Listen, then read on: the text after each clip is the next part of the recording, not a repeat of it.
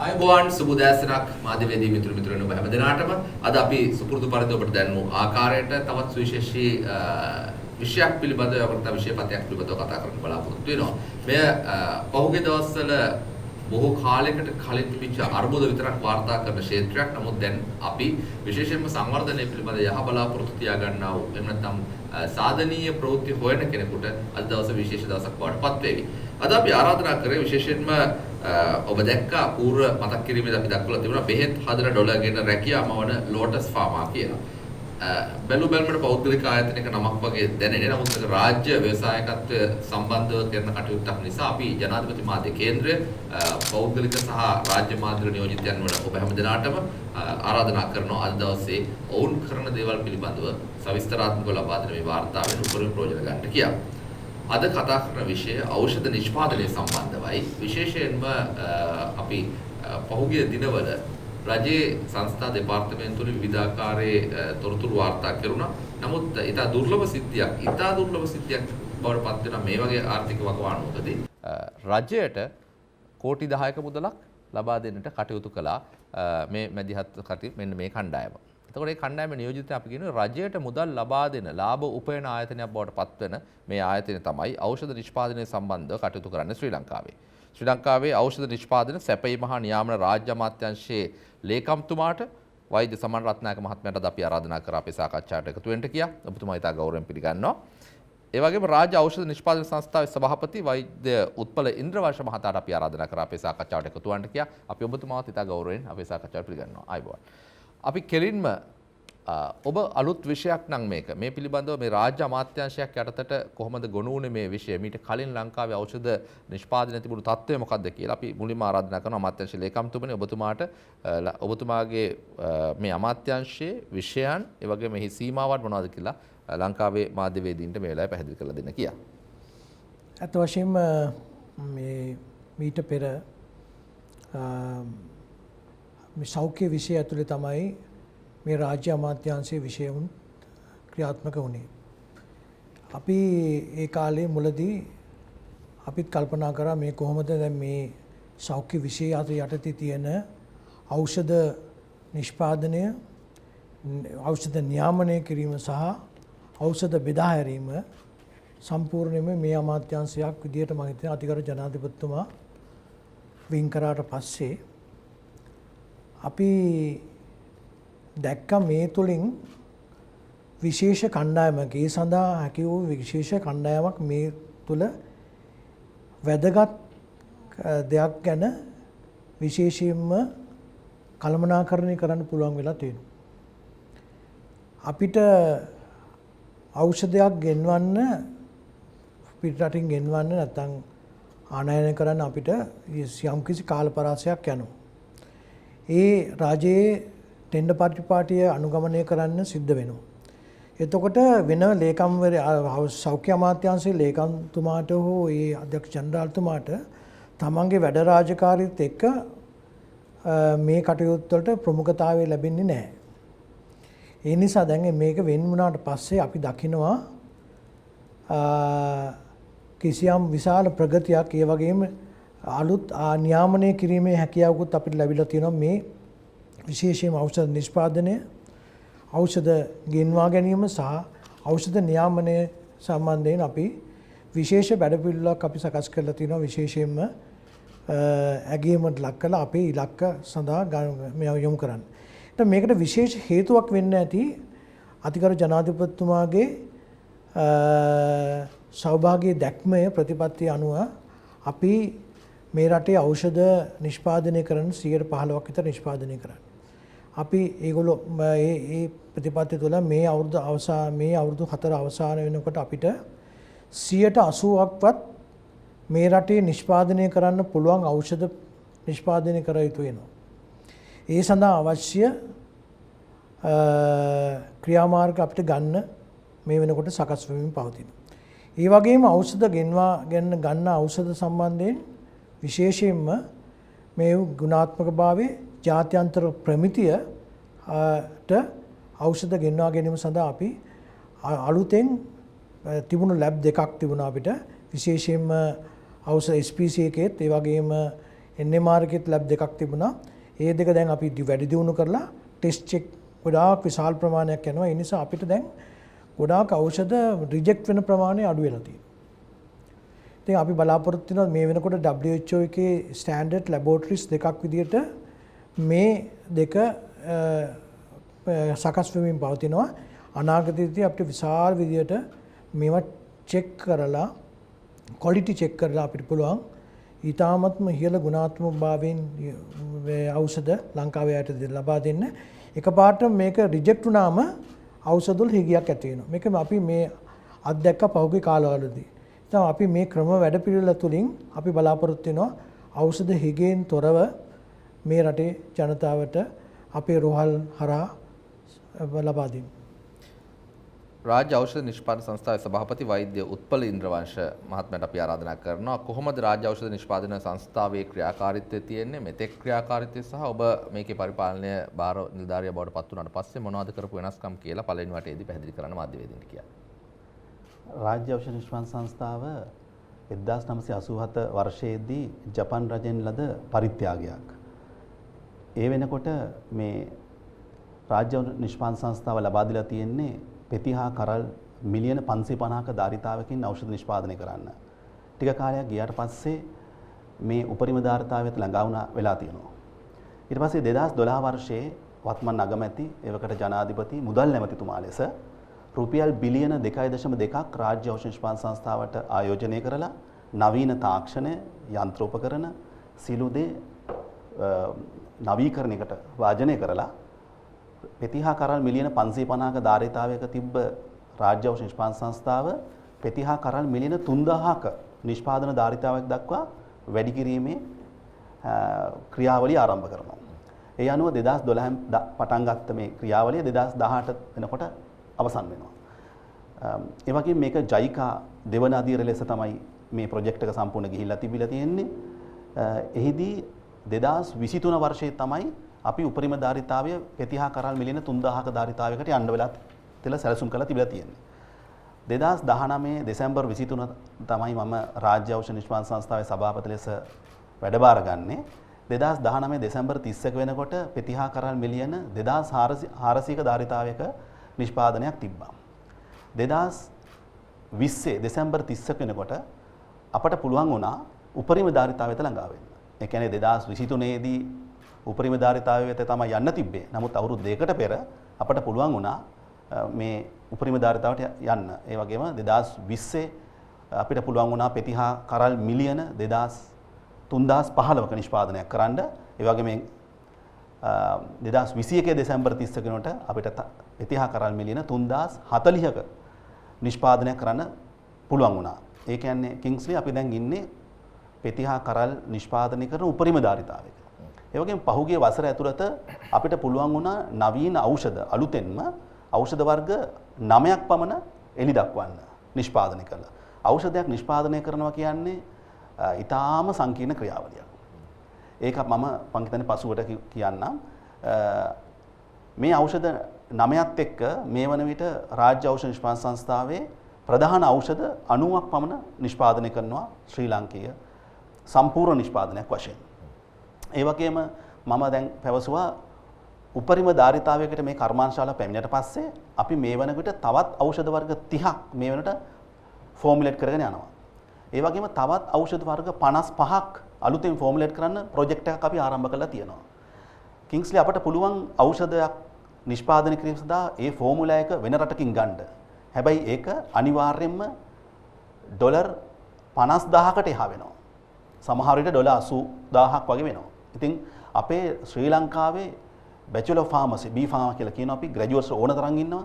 මේ තාක්ෂණය මේ දැනුම තියෙනවා.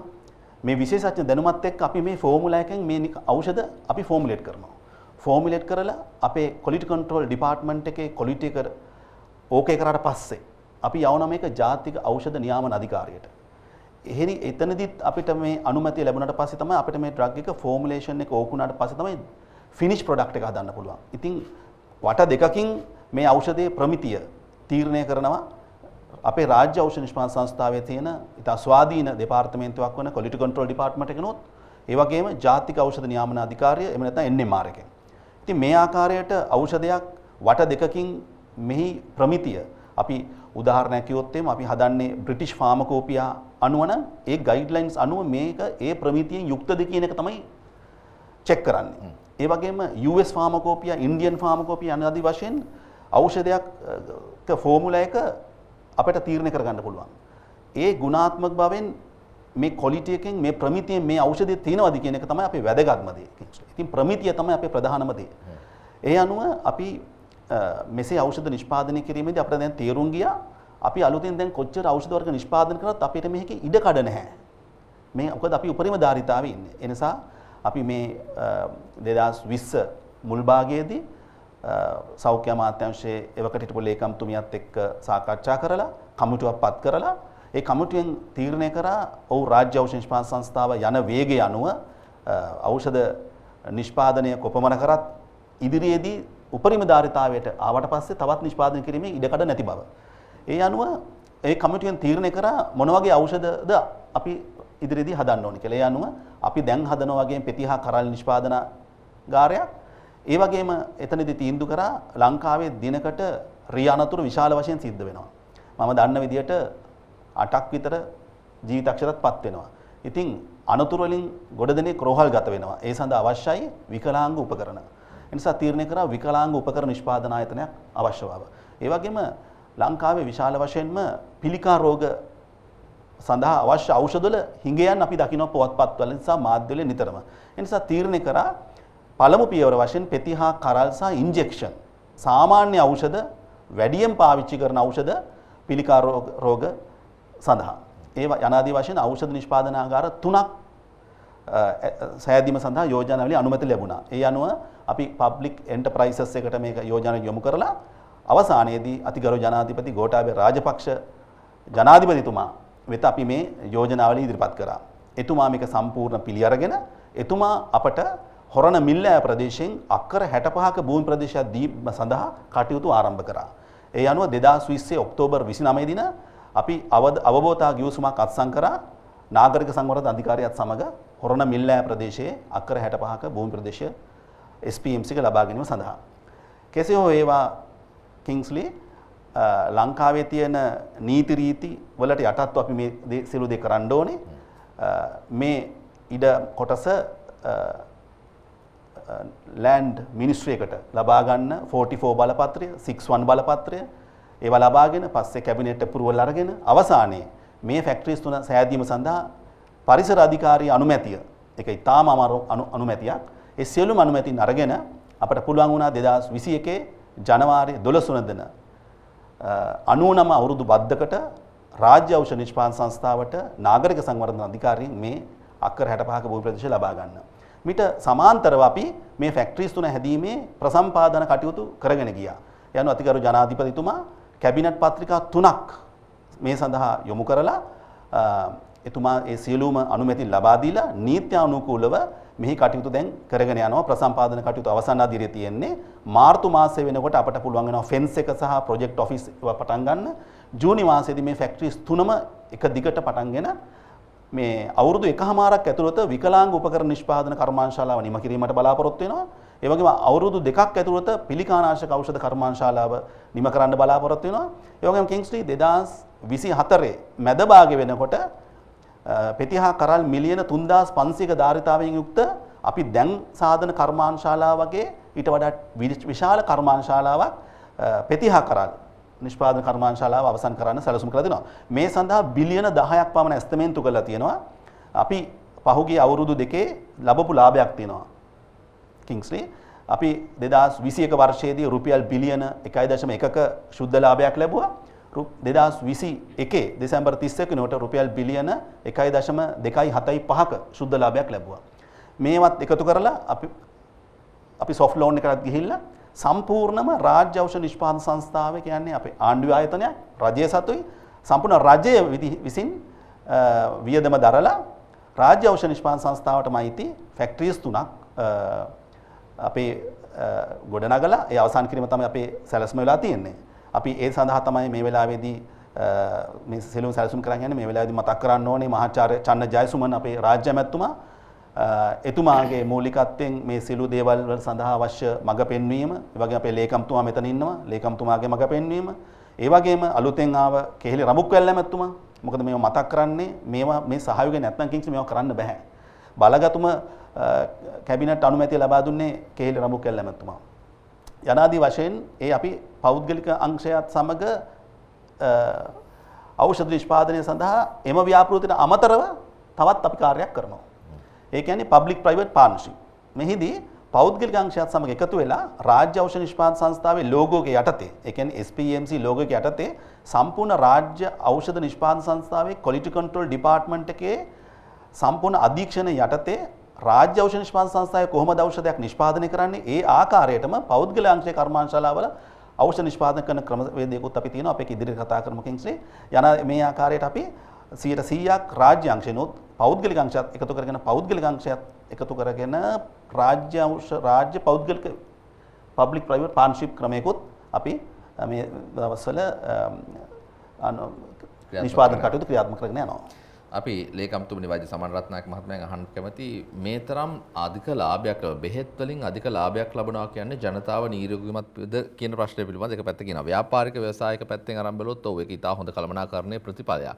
ලංකාවේ මේ බෙහෙත් සියල්ල ලංකාවේ මේ ඔබ ලාභ ලබන්න ඇත්තේ ලංකාවේ ප්‍රජාවට පෙතිහා කරල් අලෙවි කිරීම හරහා. එතකොට ඔබ ලංකාවේ නිෂ්පාදනය කිරීමද අවසාන ඉලක්කය මේ වගේ ව්‍යාපාර පුළුල් වෙන්නේ ලංකාව කේන්ද්‍ර කරගෙන එහෙම නැත්නම් ලංකාවෙන් පිටට බෙහෙත් අපනයනය පිළිබඳව ලෝකේ කතා කරන එක දැවැන්ත වෙළඳ පොලක් කියලා මාෆියාවක් කියලා කියනවා. මම දකිනවා නිතරම මේ ක්ෂේත්‍රයට සම්බන්ධ කට්ටිය රජයට විරුද්ධ මතයන් එහෙම දරන කණ්ඩායම් නිතරම ප්‍රෙස් කොන්ෆරන්ස් එහෙම තියලා විවිධ ඉලක්කම් කියනවා. කොහෙද ඉලක්කය? මොකද්ද මේකේ පරිභෝජන මට්ටම බෙහෙත්වල? ඇත්තටම ඔබ ඉතාම හොඳ ප්‍රශ්නයක් ඇහුවේ. ඊට පෙර මම හිතන හැටියට අපේ අමාත්‍යාංශය යටතේ තමයි ඖෂධ නිෂ්පාදන ශ්‍රී ලංකා ඖෂධ නිෂ්පාදන සංස්ථාවත් ඒ වගේම ඖෂධ නීතිගත සංස්ථාවත් වෛද්‍ය සැපයීම් අංශයත් ඒ වගේම ඖෂධ නියාමන ශ්‍රී ලංකා ඖෂධ නියාමන අධිකාරිය තිබෙන්නේ.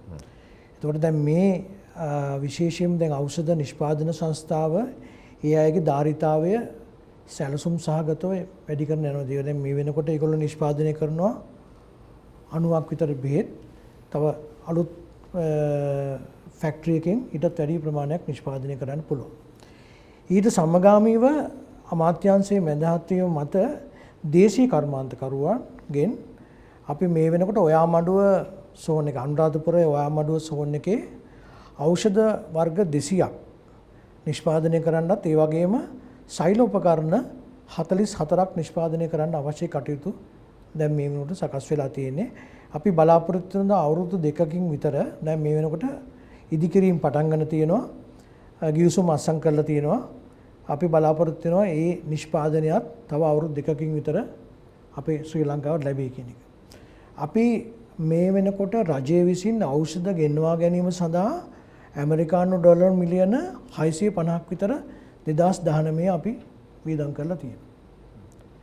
අපිට මේ විශේෂයෙන්ම ඖෂධ නිෂ්පාදන සංස්ථාවත් අපේ දේශීය නිෂ්පාදකයෝ දැන් නිෂ්පාදනය කරන ප්‍රමාණය වැඩි වෙලා තියෙනවා. ඒ අනුව අපිට පුළුවන් වෙලා තියෙනවා ඇමරිකානු ඩොලර් 20ක් විතර මේ රඳවා ගන්න පුළුවන් වෙලා තියෙනවා පසුගිය අවුරුදු 2 ඇතුළත. ඉතින් අපේ බලාපොරොත්තු තමයි අපේ 80%ක්ම අපිට නිෂ්පාදනය කරන්න පුළුවන් ඖෂධ ජාත්‍යන්තර ප්‍රමිතියට අනුව අපේ ඖෂධ නිෂ්පාදන සංස්ථාවත් අපි ඒ වගේම අපේ දේශීය ඖෂධ නිෂ්පාදකවරුන්ගෙන් නිෂ්පාදනය කරලා මේ රටට ලබා දෙන්න. ඒ අය අපි බලාපොරොත්තු වෙනවා යම් ඩොලර් යම් ප්‍රමාණයක් ඉදිරි ගන්න පුළුවන්. නමුත් ඒගොල්ලෝ අමුද්‍රව්‍ය ගේන් වෙන්නේ ඇත්තරම පිට රටින්. දැන් මේකට විසඳුමක් විදියට තමයි හම්බන්තොට ඖෂධ සෝන් එකක් පටන් ගන්න සැලසුම් කරලා තියෙනවා BOI ප්‍රොජෙක්ට් එකක් විදියට. එහිදී ඇත්තරම ඒකේ API නැත්නම් ඖෂධ නිෂ්පාදන අමුද්‍රව්‍යයක් නිෂ්පාදනය කරන්න සැලසුම් කරලා තියෙනවා. ඒක BOI සෝන් එකකින්. මේ දෙක තමයි. එතකොට ඔබ කිව්වා වගේම දැන් ડોક્ટર උත්පල කිව්ව විදිහට විශාල ලාභයක් එයා මේ කළමනාකරණය කරමින් ලබලා තියෙනවා. ඒ වගේම අපේ රටට ඖෂධ ගෙන්වලා ඒ ඖෂධ ඖෂධ හල් මගින් අපේ රටේ ජනතාවට ලබා දීලා තවත් පෞද්ගලික ඖෂධ ගෙන්නන අය විශාල ලාභයක් ලබාගෙන ඇති. ඒ නිසා තමයි මේ රටේ අර ගැසට් කරලා නියාමනය කරනවා මේ මිල පාලනයකට යටත් කරලා තියෙනවා තවත්. එතකොට අපි මිල පාලනයට යටත් කරලා තියෙනවා ඖෂධ වර්ග 60ක්.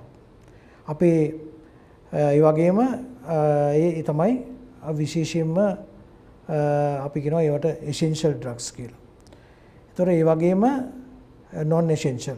අපිට ඒ වගේ සාමාන්‍යයෙන් භාවිතා වෙන ඖෂධ අනිත් ප්‍රමාණය අපි මිල පාලනය කරන්න කටයුතු කරලා නැහැ. නමුත් අපි අපේ අනුමැතින් තොරව ඒගොල්ලෝ මිල වැඩි කරන්න කිසිම මේකක් නැහැ. මේ ළඟදී මම හිතන හැටියට ඒගොල්ලොන් ඉල්ලීමක් ආවා මේ වෙනකොට රටේ තියෙන ලෝකයේම පවතින ඩොලර් ප්‍රශ්නයත් ඒ වගේම චාර්ජස් එකක් ඔක්කොම වැඩි නිසා අපේ ගරු චන්න ජයසුමන රාජ්‍ය අමාත්‍යතුමාගෙන් ඉල්ලීමක් කරා යම්කිසි සහනයක් ඒගොල්ලෝ දෙන්න කියන. ඒගොල්ලෝ කියන්නේ මේ ඖෂධ ආනයනකරුවන්. ඉතින් අපි ඒ සඳහා මේ වෙනකොට ඒ සම්බන්ධයෙන් අධ්‍යයනයක් කරලා ඒගොල්ලොත් එක්කම අපි ඔක්කොම එකතු වෙලා ඊටාම සාධාරණ මිලකට මේ වෙනස් කිරීම මේ ඒගොල්ලන්ට යන වැයබර සම්බන්ධයෙන් නිසි අධ්‍යයනයක් කරලා තීරණයක් ගන්න කටයුතු කරන්න සැලසුම් කරලා තියෙනවා. ඉතින් අපි විශේෂයෙන්ම ඖෂධ සඳහා විතරක් අපේ අමාත්‍යාංශයට වෙන් වෙලා තියෙන බිලියන 65 මේ අවුරුද්දේ. ඒ බිලියන 65න් බිලියන 44ක්ම ඖෂධ ගෙන්වීම සඳහා ඖෂධ මිලදී ගැනීම සඳහා SPC ආයතනයට තමයි අපි ලබා දීලා තියෙන්නේ.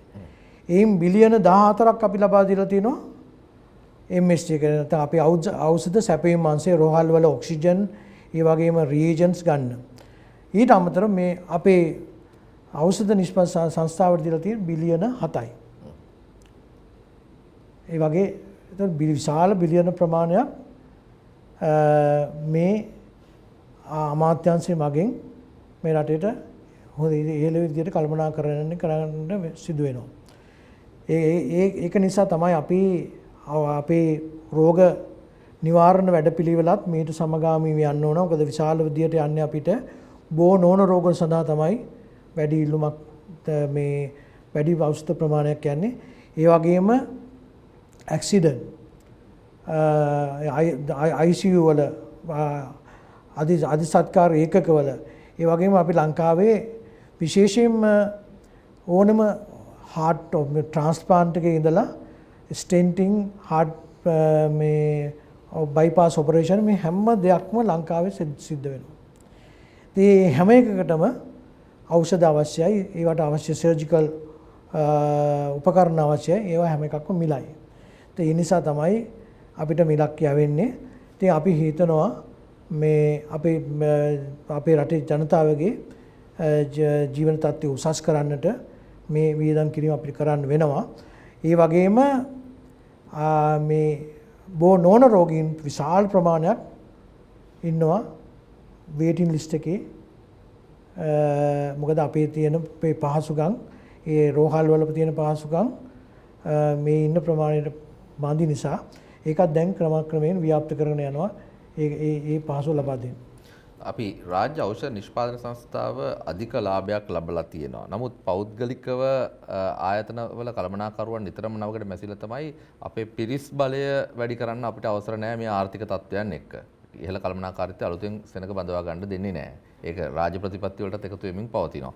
එතකොට අලුතෙන් මුදල් උත්පාදනය කරන්න වෙළඳපොළ කුඩා වුණා මේ ලෝක වසංගතයක් එක්ක. රට ඇතුලේ වැඩ කරන්න බෑ, ෂිෆ්ට් ක්‍රමයට වැඩ කරන්නේ.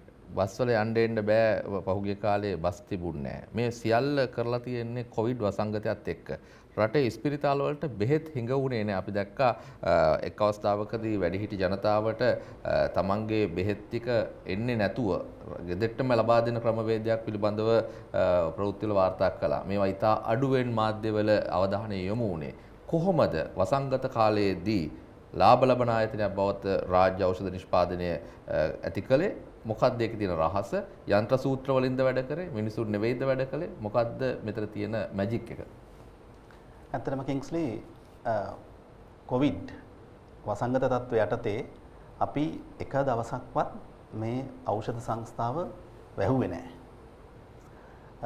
අපිට දැන් කොවිඩ් සාමාන්‍ය තත්ත්වයකට පත් වෙලා තියෙනවා. සාමාන්‍යයෙන් කොවිඩ් කිව්වහම ඒක නිකන් සාමාන්‍ය රෝගයක් බවට පත් වෙගෙන එනවනේ දැන්. ඔන්න හැම්බිරිස්සාව ගන්නට එනවා. එනවා දැන්. නමුත් මුල් කාලේ විශාල බයක් නැතිබ්බේ. මොකද අපි රූපවාහිනියෙන් දකිනවා චීනය, ඉතාලිය වගේ රටවල විශාල පිරිසක් මිය යනවා. ඉතින් හිතුවේ මේක ආව ගමන්ම විශාල ප්‍රමාණයක් අපේත් මිය යනවා යයි කියලා. නමුත් අපිට වැක්සිනේෂන් ප්‍රෝග්‍රෑම් එක හින්දා අපිට වැක්සින් එක ඊටාම ඉක්මනට ගෙනල්ලා දීලා මේ දේ ලබා දුන්නා. ඒක වෙනම මාතෘකාවක්. ඒට සමගාමීව කිංස්ලි අපි සෞඛ්‍ය පුරුදු හරියට ක්‍රියාත්මක කරමින් අපේ රාජ්‍ය ඖෂධ නිෂ්පාදන සංස්ථාවේ සමාජිකාවන්ට නිවසට ප්‍රවාහන පහසුකම් පවා ලබා දෙමින් ඒගොල්ලන් එක්ක අපි කතාබස් කරලා මේ ගැන අවබෝධ කරලා දීලා එක් රැස්වීම් වළක්වමින් රාජ්‍ය ඖෂධ නිෂ්පාදන සංස්ථාවට සහ ගෙදරට පමණක් ගමනාගමනය සීමා කරලා මාස ගාණක් අවබෝධයෙන් යුක්තව වැඩ කරා. ඒ අනුව අපට පුළුවන් වුණා වෛද්‍ය සැපයුම් අංශය එහෙම නැත්නම් මෙඩිකල් සප්ලයි ඩිවිෂන් එක MSD කියලා කියනවා. අපට දීලා තියෙනවා අවුරුද්දේ කාලසටහන මේ මාසවල මේ බෙහෙත් මේ ප්‍රමාණයට අවශ්‍යයි කියලා. අපට පුළුවන් වුණා කිසිදු ප්‍රමාදකින් තොරව අවශ්‍ය වෙලාවට හරි වෙලාවට මේ ඖෂධ නිසි කළමනාකරණයකින් යුක්තව වෛද්‍ය සැපයුම් අංශය වෙත යොමු කරන්න ලබා දෙන්න.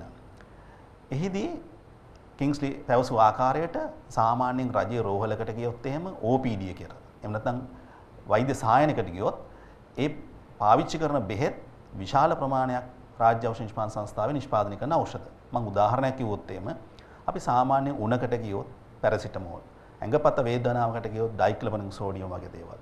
අධික රුධිර පීඩනය ගත්තොත් එහෙම ලොසාටන්, කැප්ටොප්‍රිල්, ඇටනොලෝල් ඒ වගේ ඖෂධ.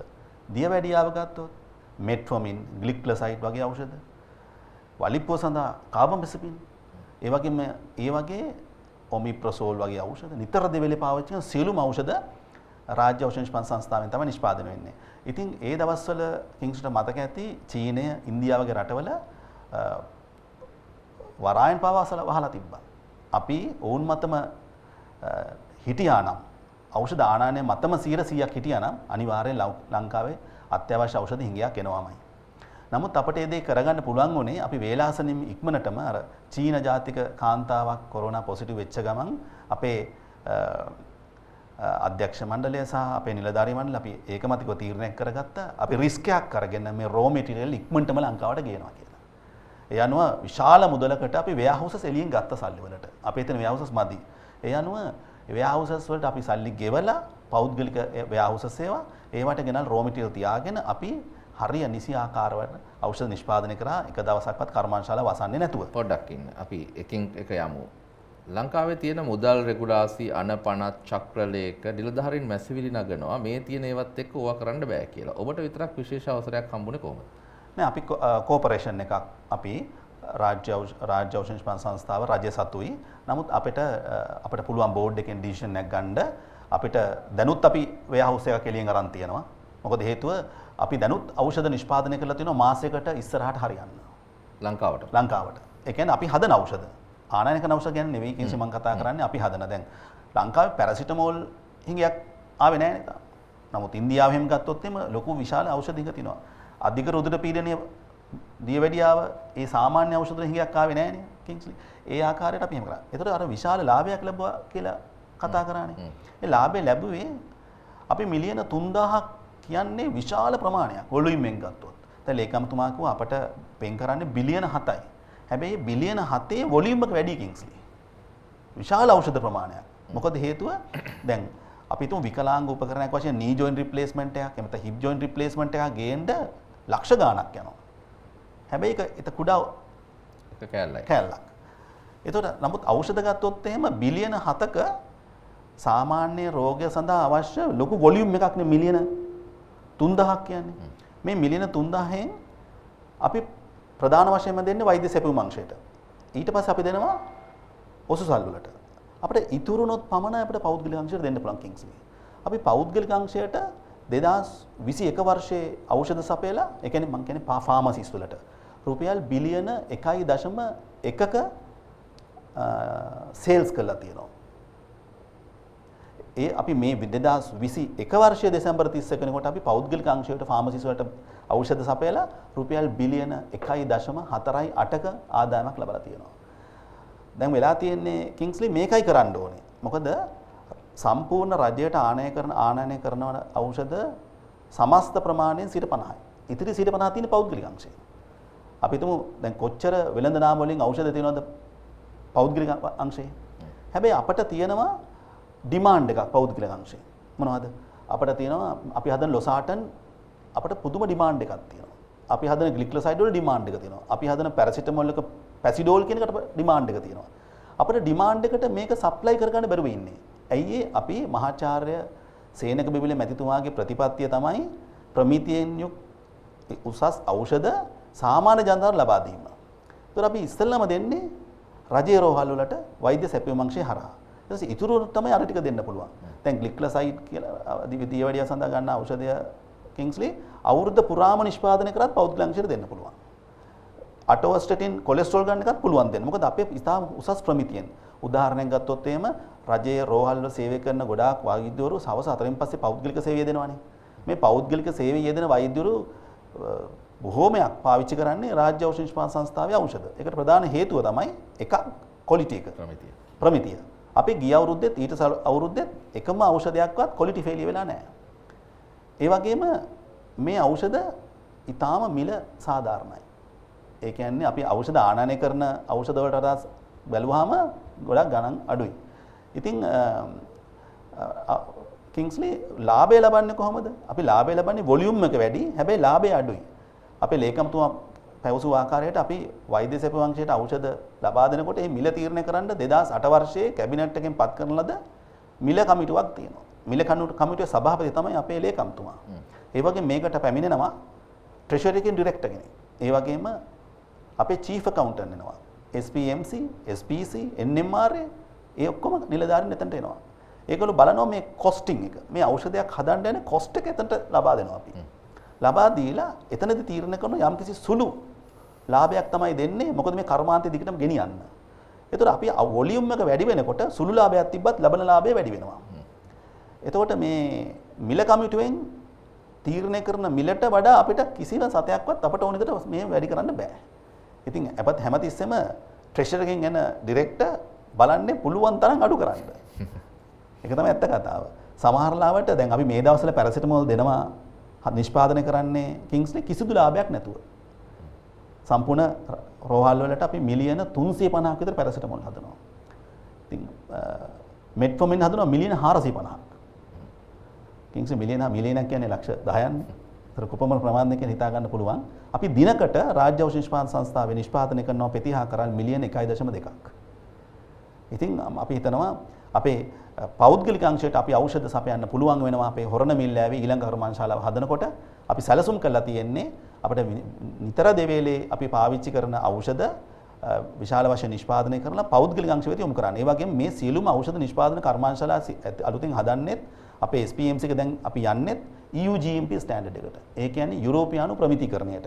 අපිට කිංස්ලි බෑ ඖෂධ අපනයනය කරන්න යුරෝපියානු ප්‍රමිතිකරණය නැත්තම් අපි කෙනෙකුට EU GMP සර්ටිෆිකේට් එක ගන්න ඕනේ. ඉතින් අලුතෙන් හදන කර්මාන්තශාලා තුනම අපේ ප්‍රධාන අරමුණ ඖෂධ අපනයනය. ඒ කියන්නේ දේශීය වශයෙන් අවශ්‍යතාවයේ සපුරාලුවට පස්සේ ඖෂධ අපනයනය. කිංස්ලි අපි රිසර්ච් එකක් කරා. ස්ටඩි එකක් කරාම අපි කොතනද ඉන්නේ කියලා. මම ගත්ත බංග්ලාදේශ. බංග්ලාදේශ 1980 ගණන් වල තමයි ඖෂධ නිෂ්පාදනය පටන් ගන්න තියෙන්නේ. අපිත් 1987 පටන් ගන්න තියෙන්නේ. බංග්ලාදේශ අද ස්වයං පෝෂිත ඖෂධ නිෂ්පාදනය. බංග්ලාදේශයේ දෙවනියට වැඩියම ආදායම ලැබෙන ක්ෂේත්‍රය තමයි ඖෂධ නිෂ්පාදනය. ඒගොල්ලන්ගේ තියෙනවා ෆැක්ටරිස් 260කට අධික ප්‍රමාණයක්. 32ක් වගේ ප්‍රමාණයක් EU GMP ස්ටෑන්ඩඩ්. ඒ කියන්නේ යුරෝපයට යවනවා. මම දන්න විදිහට මේක පොඩක් වෙනස් වෙන්න පුළුවන්. ඉන්දියාව මේ අවුරුද්දේදී ගිය 2021 වර්ෂයේදී ඖෂධ අපනයනය කිරීමෙන් සේල්ස් එහෙම නැත්නම් ආදායම ලබලා තිනවා ඩොලර් බිලියන 30ක් වගේ ප්‍රමාණයක්. 25ක් 30ක් වගේ ප්‍රමාණයක්. ඉතින් අපි ඉන්නේ පාකිස්තානය, නේපාලය වගේ එක හැම රටකටම ඉතාම පිටිපස්සෙන්. හැබැයි අතිගරු ජනාධිපතිතුමාගේ සෞභාග්‍ය දැක්ම ප්‍රතිපත්ති ප්‍රකාශයේ පැහැදිලිවම දේශීය නිෂ්පාදනය ගැන අපිට දිරිදෙන නිසා, අපට උදව් කරන නිසා අපි දැන් ඒ ක්‍රියාවලිය පටන් ගන්න තියෙනවා. දැන් කිංස්ලි මෑතකදී බලන්න දකින්න ඇති සේලයින් නිෂ්පාදනය. රාජ්‍ය ඖෂධ නිෂ්පාදන සංස්ථාව පෞද්ගලික අංශයත් එකතු වෙලා SPMC ලෝගෝ එක යටතේ අපේ ප්‍රමිතියෙන් අපේ සේලයින් නිෂ්පාදනය කරනවා. දැන් මේ වෙනකොට ලේකම්තුමා සම්පූර්ණ ඒක මෙහෙවන්නේ සම්පූර්ණ රජයට අවශ්‍ය සියලුම සේලයින් ආනයන නවත්තලා තියෙනවා. සෝඩියම් ක්ලෝරයිඩ් සේලයින් එක සම්පූර්ණ රජයට දෙන්නේ රාජ්‍ය ඖෂධ නිෂ්පාදන සංස්ථාව හරහා. ඒ වගේම අපි පෙබරවාරි මාසයේ මුලසුමානේදී පටන් ගන්නවා පෞද්ගලික අංශයටත් මේ සේලයින් ලබා දෙන්න SPMC ලෝගෝ එක යටතේ. ඒ වගේම අපි හෙමොඩයලිසිස් සොලියුෂන් රුධිර කාන්දුකරණ ද්‍රාවණයත් අපි පෞද්ගලික අංශයත් එක්ක තුලා සම්පූර්ණ දේශීයව නිෂ්පාදනය කරනවා. Part A ලීටර 5 can, part B ලීටර 10 can, container දෙකක් 20 ෆීට් කන්ටේනර් දෙකක් දවසට නිෂ්පාදනය කරලා වෛද්‍ය සේවා අංශ ලබා දෙනවා හෙමොඩයලිසිස් සොලියුෂන් රුධිර කාන්දුකරණ ද්‍රාවණයේ වකුගඩු රෝගීන් සඳහා. ඉතින් ඉස්සර මේවා ආනයනය කිරීමේදී විශාල මුදලක් ඩොලර් රටෙන් පිටට ගියා. දැන් මේ සේලයින් නිෂ්පාදනය කරන්නේ මේ අපි නිෂ්පාදනය කරන දේවල් වලට අපිට ඩොලර් එලට යන්නේ නැහනේ. අර අමුද්‍රව්‍ය ගේන තමයි ඒ යම් ප්‍රමාණයක් යන්නේ. නමුත් ගත්තොත් එහෙම දේශීය වශයෙන් ලොකු ඉතිරියක් සිද්ධ වෙනවා. ඒකම 40 සිට 60 දක්වා ඖෂධවල ලාභයක් අපිට ඇති වෙනවා. ඒක වෙනස් වෙන්න පුළුවන්. නමුත් අනිවාර්යෙන් 40ක ලාභයක් ඇති වෙනවා ඖෂධ ආනයනයත් එක්ක සංසන්දනය කරාම. ඔබේ කාර්ය මණ්ඩලය කොච්චර ඉන්නවද කර්මාන්තේ? කර්මාන්තශාලයේ කාර්ය මණ්ඩලෙ ඉන්නවා 360කට ආසන්න ප්‍රමාණයක්. අලුතෙන් බඳවා ගැනීම කොච්චර විතර කළා තියෙනවද ඔබේ නොල කාලේ? ඇත්තටම කිංස්ලි බඳවා ගන්න තිබුණා පුරප්පාඩු තිබ්බා. අපි ඒ පුරප්පාඩු පබ්ලික් එන්ටර්ප්‍රයිස් එකත් එක්ක කතා කරලා ඊට පස්සේ මොකද අපි පබ්ලික් එන්ටර්ප්‍රයිසස් යටතේ ඉන්නේ කිංස්ලි කතා කරලා බෝඩ් අප්‍රූවල් එකත් අනුව අපි නිෂ්පාදනය වැඩි කරන දැන් 2000 මම එනකොට මිලියන 2400ක් හැදුවේ අපි හිතමු සේවකයෝ 275කින් කියලා. මේ වෙනකොට 300 ගානක් ඉන්නවා. මම දන්න විදිහට සේවක මහත්මීන් නිලධාරීන් 70ක් වань මේ කාලේදී අපි බඳවාගෙන තියෙනවා. ඒ ඔක්කොම Department of Management Services වල අනුමැතිය සහිතව තියෙන සම්පූර්ණ අනුමැතිය සහිත තියෙන පාරදර්ශක පත්වීම. ඔව් මම ඊළඟට අහන්න හැදුවේ අනිත් ආයතන වලට එන වර්ජන තර්ජන කීයක් පහුගිය කාලේ ඔබ පහු කළාද? ඔබගේ ආයතනය දැන් අපි දන්න හැම ක්ෂේත්‍රයකම වර්ජනයක් වෙනවා, සංකේත වැඩ වර්ජනයක් තියෙනවා, පටි බැඳගෙන වැඩ කරනවා. ඒ වගේ දේවල් වෛතීන් පුද්ගලයන්ගේ. නමුත් ඔය කියන ඉලක්කයට යාමට තර්ජනයක් තිබුණ නැද්ද වර්ජන වලින්? ඇත්තටම කිංස්ලි අපේ රාජ්‍ය ඖෂධ නිෂ්පාදන සංස්ථාවේ තියෙනවා වෘත්තීය සමිති 5ක්. මේ 375ක සේවක මහත්මීන්ගේ වෘත්තීය සමිති 5. හැබැයි මේ වෘත්තීය සමිති 5ම මේ රාජ්‍ය ඖෂධ නිෂ්පාදන සංස්ථාවට හරිම ආදරේ. මේකේ හරි විනයක් තියෙන ආයතනයක්. ජපානයේ 1987 දී මේක ලබා දෙනකොට දීලා තියන්නේ තාක්ෂණ විතරක් නෙවෙයි. ඒ ජපානයේ සිතුම් පැතුම් ඒ සියලු දෙයක්ම දීලා තියෙනවා. අනිත් එක තමයි අපි ඒ වෘත්තීය සමිතියත් සමග ඊටම සුහදව කටයුතු කරනවා. කිංස්ලි වෘත්තීය සමිතියක ප්‍රශ්නේන්නේ අපි ඒගොල්ලන්ට ඇහුම්කන් දුන්නේ නැත්තන්නේ. මම නිතර දෙවේලේ ඒගොල්ලොත් එක්ක සාකච්ඡා කරමින් කොවිඩ් වසංගත කාලයේ මෙච්චර ධාරිතාවයකට අපිට නිෂ්පාදනය කරන්න පුළුවන් වුණේ මේගොල්ලන්ගේ තියෙන විනය සහ අනික් ආයතනත් එක්ක බැලුවාම මේගොල්ලෝ ඊටාත්ම බුද්ධිමත් ජනතාවක් ඉන්නේ. මට ඒක කියන්න ඕන. මොකද දන්නවා මේ මොකක්ද මේ අපි කරන කාර්යය කියන එක. වර්ජනයක් කරා නම් එහෙම අපි හිතමු කොවිඩ් කාලේ අපිට බයයි. මොකද හේතුව අපි ඖෂධ නිෂ්පාදනාගාරයකට ගියාම ඇතුළට ගියාම ටනල් එකට ගියා වගේ. කිංස්ලි අඩු ගානේ එළිය පේන්නේ නැහැ. ඒ කියන්නේ උදේ 6ට එක්කෙනෙක් ඇතුළට ගියොත් ආයේ දවල් 2කට තමයි එළියට එන්නේ. ඒ අතර කාලයේදී ලන්ච් එකට එනවා. නමුත් මම කියන්නේ බාහිර ලෝකෙත් එක්ක සම්බන්ධතා නැහැ. ඉතින් මේ වගේ ඖෂධ නිෂ්පාදනාගාරයක් ඇතුළට විස බීජයක් ගියොත් මේක සම්පූර්ණයෙන්ම ස්ප්‍රෙඩ් වෙනවනේ. ඒතකොට ලොකු බියක් වෙලා තිබ්බ ඕනනම් මේගොල්ලන්ට කියන්න තිබ්බ අපි මාසයක් වහම දෙකක් වහම කියලා. හැබැයි එහෙම කවුරුවත් ඉල්ලීමක්වත් කරේ නැහැ. අපි වෘසමස සාකච්ඡා කරලා අපි මේගොල්ලෝ කරන වැඩවලට අපි ඕවර් ටයිම් දුන්නා. ඒ වගේම ප්‍රවාහන පාසුකම් ලබා දුන්නා. ඒ වගේම කිංස්ලි අපි බෝනස් ලබා දීලා තියෙනවා. ඉතින් අපි ඒගොල්ලෝ දිරිගැන්වීම් කරලා තියෙනවා. ඒ විතරක් නෙමෙයි කිංස්ලි මේ අවුරුදු දෙකේදීම මේගොල්ලන්ට කිසිම විනෝදචාරිකාවක්වත් එකමුතු වීමක්වත් මොනවත්වත් එකතු වෙන්නවත් අවස්ථාවක් ලැබුණේ නැහැ. ඇත්තටම හරිම මේ දුෂ්කර කාල පරිච්ඡේදයක්. මොකද ගෙදර යනවා රාජ්‍ය ඖෂධ නිෂ්පාදන සංස්ථාවට එනවා. ආයෙ ගෙදර යනවා. වෙන කොහොත් යන්නෙත් නැහැ. ඉතින් නමුත් මෙතනදී වෙන්නේ කිංස්ලි රටේ අවශ්‍යතාවය මොකක්ද කියන එක මේ හැමෝම අඳුනගෙන තියෙනවා. ඒ නිසා අපි ඔවුන්ට කලටට පඩිනඩි අපිට පුළුවන් හැමදේම අපි ආහාර පාන පවා ලන්ච් එක පවා අපි ලබා දෙනවා. ටී අපි ඉවිනිං මෝර්නිං බ්‍රෙක්ෆාස්ට් ඔක්කොම දෙනවා. ඒ වැඩ කරන වෙලාවට. ඉතින් මේ සියලුම පහසුකම් ලබා දීලා සේවක මහත්මයාතුන් ඔවුන්ගේ සම්පූර්ණ සේවය අපට ලබා දුන්නා. අපි ඒ කාර්ය මණ්ඩලයට ජාතියක් විදිහට විශේෂයෙන්ම නොමිලේ බෙහෙත් ලබා ගැනීමේ ක්‍රියාවලියට බොහෝ වෙලාවට නිහඬව ඒ අයගේ නම ගම ඡායාරූපයක්වත් පළ වුණේ නැහැ පුවත්පත්වල. මාධ්‍යවේදී මිතුරු මිත්‍රයනි අපි මේ ගැන සංවේදී වෙමු. මොකද ඒ කරපු කැපකිරීමේ ප්‍රතිඵල විදිහට නිසා තමයි මුදල් නොගෙවා රජයේ රෝහල් වලින් බෙහෙත් ලබා ගැනීමට බෙහෙත් ලිව්වත් බෙහෙත් තිබුණ නැත්නම් බෙහෙත් ගන්න වෙන්නේ නැහැ. නමුත් ඒ ක්‍රියාවලියට කරපු කැපකිරීම ගැන අපි සංවේදී වන්නට කියලා අපි ආරාධනා කරනවා. ඒක ජාතියක් වශයෙන් අපේ යුතුයකමක් වුන්ට ස්තුතිවන්ත වෙන එක ඒ කැප කරපු විශේෂම වෘත්තීය සමිතිවල නියෝජිතයන් අපි තාමත්ම ගෞරවයෙන් සිහිපත් කරනවා. තමන්ගේ ප්‍රොඩක්ට් එක තමන්ගේ ප්‍රතිඵලය අවසාන ප්‍රතිඵලය වෙනුවෙන් පෙනී සිටින්නට තමන්ගේ අයිතිය කියන්නේ බොහෝලාට අයිතීන් විතරයි ලබා ගන්න දේවල් විතරයි ලබා දිය යුතු දේවල් පිළිබඳව හැඟීමක් නැති කාලයක් සම්බන්ධව අපි කතා කරනවා විවිධ කාලවලදී වෘත්තීය ක්‍රියාමාර්ග ගැන. නමුත් රට වෙනුවෙන් තමන්ගේ යුතුයකම් ඉෂ්ට කරද්දී ඒ තමන්ගේ අයිතිය සහ තමන්ගේ යුතුයකම ඉෂ්ට කරපු ඒ වෘත්තීය සමිතිවල නායකයන්ට ක්‍රියාදරයන්ට අපි ස්තුතිවන්ත වෙනවා. මේක අවස්ථාවක් කරගන්න ජනාධිපති මාධ්‍ය කේන්ද්‍රයේ සිට ඔබේ සේවාව වාගේ යන්න. ලේකම්තුමනි අපි ප්‍රශ්න වලට තමයි තව සුළු මොහොතකට විවෘත වෙන්නේ. විශේෂයෙන්ම රාජ්‍ය ඖෂධ නිෂ්පාදනය, ඒ වගේම සැපයීම සහ නියාමනය කියන දෙහි අනාගතය මේ තවදුරටත් නිදහස් අධ්‍යාපනය වගේ පෞද්ගලීකරණයට විවෘත කරන්න කියලා සමහරුන්ගේ යෝජනාවක් තියෙනවා. සේනක බිබිලේ ප්‍රතිපත්ති 100%ක් ප්‍රායෝගික නැහැ කියලා තව කණ්ඩායමක් කියනවා. ඒ වගේම මේ ඔබගේ ආයතන වල තියෙන ප්‍රධාන චෝදනා තියෙනවා. ඒ විශේෂයෙන්ම කලින් පරිපාලන සමයේ තමයි හොඳටම කරේ කියන එක තමයි බොහෝ දෙනාගේ අදහස තියෙන්නේ. ජනප්‍රිය චෝදනා සහ ඒවට පිළිතුරු දීමේ අයිතිය සමහරවිට ඔබලට අයිති වෙන්නේ. ඔබ පිළිතුරු දෙන්න ඉතා අඩුවේ. මොකද ඔබ ක්‍රියාවලින් තමයි ඔප්පු කරලා තියෙන ඉලක්කම් වලින්. ඒ වගේම රටේ තමන්ගේ නිෂ්පාදිතය හරියාකාරයෙන් ගලාගෙන යන ක්‍රමවේදයක් හදලා තියෙන නිසා අපි දැනගන්න කැමති ක්ෂේත්‍රයේ ජනප්‍රිය ඔබට නැගෙන ප්‍රවාදයන් මොනවාද?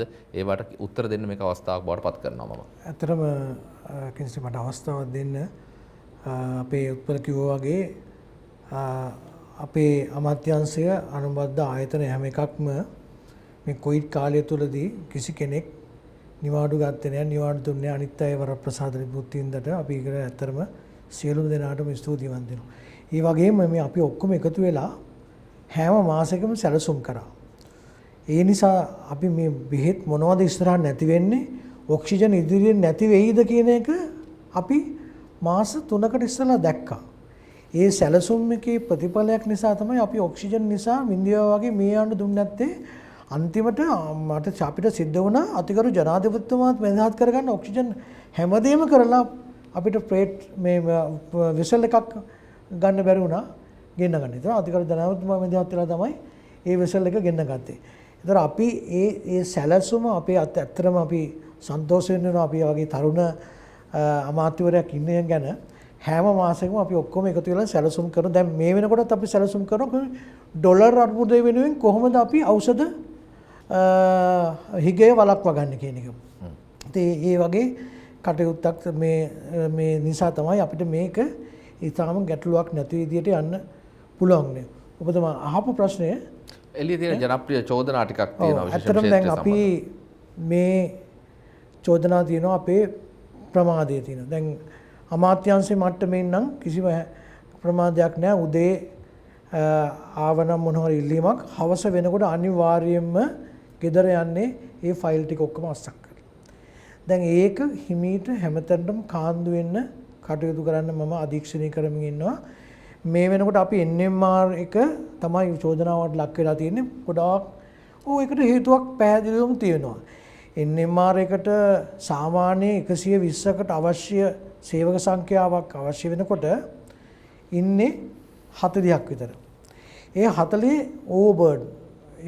ඒගොල්ලන්ට වැඩ රාජකාරි වැඩි.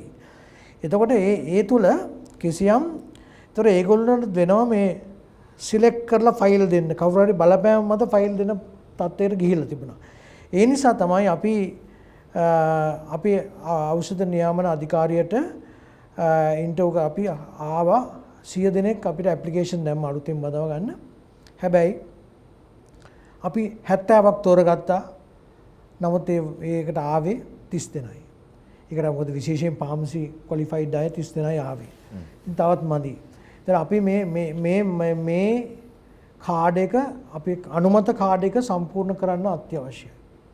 ඒ සඳහා අපි යුසුලෝ ක්‍රියාත්මක වෙනවා. ඒ වගේම අපිට මේක පසු විපරම් කරන නායකයෙක් අවශ්‍යයි. අපි දැන් ඒකත් විනාශ කරලා තියෙනවා. අර සභාපතිතුමෙක් අලුත් CEO කෙනෙක් දාලා තියෙනවා. ඒ වගේම අපි දැන් මාසයකට සැරයක් අපි මේ සාකච්ඡා කරනවා. ඊට පස්සේ දැන් අලුත් සංකල්පයක් විදිහට අපේ ගරු ඇමතුමාගේ ඉල්ලීම මත මේ අය සියලුම රටේ ජනතාවට වගේම ඖෂධ සම්බන්ධයෙන් වැදගත් වෙන අයට අපි මාසිකට සැරයක් අමාත්‍යාංශයත් එහෙට ගිහිල්ලා ඕගොල්ලෝ ඔක්කොටම අවශ්‍ය සමාජ මේ අපි වැඩමුළුවක් නැත්නම් අපිට ඒගොල්ලොන්ට ඇවිල්ලා එතන ඇමතුමත් ඉන්නවා, ලේකම්වරයාත් ඉන්නවා, ඖෂධ සංස්ථාවේ සභාපතිතුමත් ඉන්නවා. එතකොට ඖෂධ නිෂ්පාදන සංස්ථාවේ සියලුම දෙනාම ඉන්නවා. එතකොට ඕගොල්ලොන්ට මේ හැම දෙනාම ඉද්දින් ඕගොල්ලොන්ට අවස්ථාවක් ලැබෙනවා මේ බෝලේ පාස් කරන එක වළක්වා ගන්න. එතන ලේකම් ඉන්නවා, අමාත්‍යවරයා ඉන්නවා, ඊට පස්සේ CEO ඉන්නවා, සභාපතිතුමා ඉන්නවා, ඒ කණ්ඩායම ඉන්නවා. ඒ කණ්ඩායම ඉදිරියේ අපි අර මේ කාර්යාලයක් පවත්වන්න යන මාසික සැරයක් අපි ගිහිල්ලා.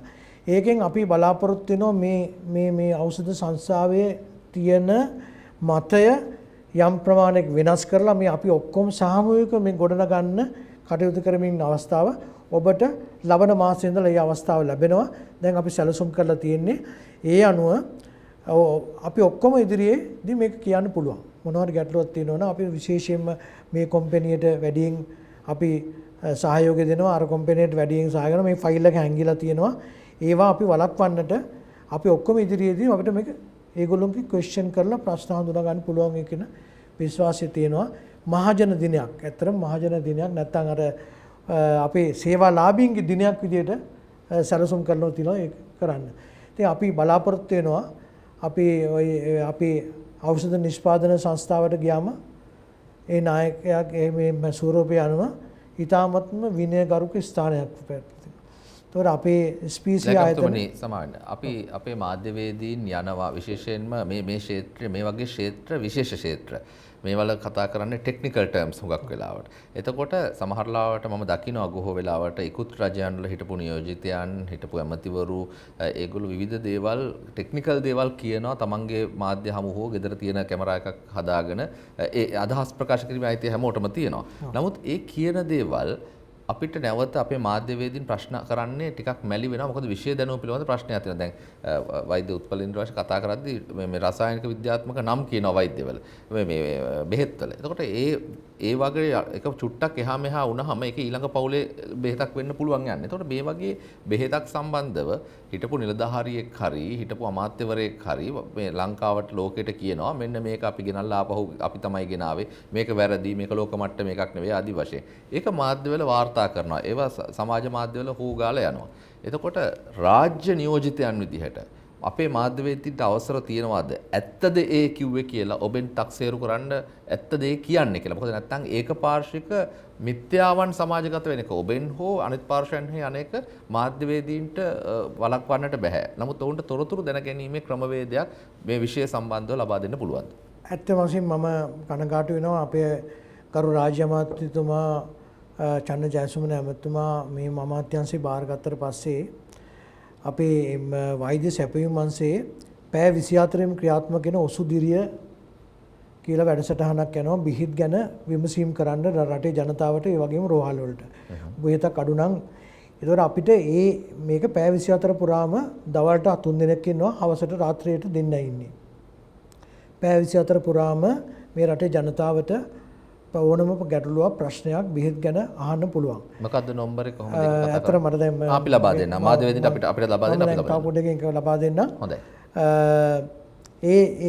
ඇත්තටම ඒකත් අපි ජනමාධ්‍ය හරහා මේක ප්‍රචලිත වුණොත් එහෙම රටේ ඒතර අවස්ථාවක් ලැබෙනවා ගැටලුවක් තිබෙනවා නම් බොහොම යොසුලව මේ සම්බන්ධව සැකහැර දැනගන්න ඒ වගේම තොරතුරු දැනගන්න පුළුවන් වෙනවා. වාර්තා කරන්න කලින්. වාර්තා කරන්න ඒ වගේ මම සාමාන්‍යයෙන් මම හිතන්නේ මාධ්‍යවේදීන් මගෙත් එක්ක සමීප වෙන්නේ මම හැම වෙලාවෙම ඕනම වෙලාවක ඕනම රැස්වීමක් තිබුණොත් මම සාමාන්‍ය කෝල් බැක් කරනවා නැත්නම් කතා කරනවා. ඒ නිසා මම ඒවට පිළිතුරු දෙන්න බැඳී සිටිනවා ඕනම වෙලාවක. ඔබ වෙනුවෙන් මොකද මගේ අමාත්‍යාංශය වෙනුවෙන් මොන හරි දෙයක් තියෙනවා නම් මම ඒක පැහැදිලිවම කියන්න කටයුතු කරනවා. ඒ වගේම අපි මේ රටට අලුත් බෙහෙත් කියන වැඩපිළිවෙල තමයි මේ ක්‍රියාත්මක කරන්නේ. ඒ වගේ රටට අලුත් බෙහෙත් කියලා ඖෂධ නිෂ්පාදන සංස්ථාවෙන් ඉදිරිපත් කරනවා. ඔසුදිරි වැඩසටහන ඒවා ජනතාවාදී වැඩසටහන එකක් යනවා ජනතාවට සමීප වෙන්න. ඒතකොට අපි මහා ජන දිනය විශේෂයෙන් වැඩිම කම්ප්ලේන්ට් තියෙන ආයතනය තමයි අපේ NMR එක. ඒකට අපි මහා ජන දිනයක් අපි සියලු දෙනාම ගිහිල්ලා ක්‍රියාත්මක කරන්න. ඒක ඒතුලින් ඔබතුමාලට අපි ඔක්කොම දැක ගන්න පුළුවන් වෙයි. එතකොට ওই ගැටලු ටික අපිට විසඳ ගන්න පුළුවන්. අපි හිතනවා අවුරුදු දෙකක් විතර යනකොට මේ ඒගොල්ලොන්ගේ තියෙනවා මොකක් හරි ක්‍රමයක් ඒ ක්‍රමය ඒගොල්ලෝ අපේ ක්‍රමයට අනුගත වෙන්න පුළුවන් වෙයි.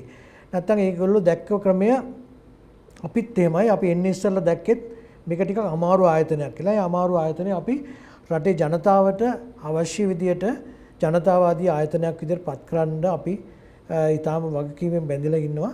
ලබන මාසේ ඉඳලා අපි ඔබට මහජන දිනයක් නැත්තම් අපේ සේවාලාභී දිනයක් විදියට ප්‍රකාශ වෙනවා. ඒකෙන් මම හිතන හැටියට විශාල ගැටළු ප්‍රමාණයක් හඳුනා ගන්න පුළුවන් වෙයි ඔබ සියලු දෙනාට. හොඳයි අපි විශේෂයෙන්ම මතක් කරන්නට ඕන එක්තරා සුවිශේෂී චරිතයක් ගැන විශේෂයෙන්ම ලේකම්තුමා පැහැදිලි කරද්දී පූර්ව සැලැස්ම සම්බන්ධ විශේෂයෙන්ම රට ඇතුලේ ඔක්සිජන් හිඟයක් මතුවේද කියද්දී කතා කරද්දී එවකට හිටපු එහෙම නැත්නම් මේ ආයතනයේට ප්‍රධාන සමාජික බවට පත් වෙලා හිටපු විශේෂඥ වෛද්‍ය ප්‍රසන්න ගුණසේන මහත්මයා තාමත්ම ගෞරවයෙන් සිහිපත් කරනවා.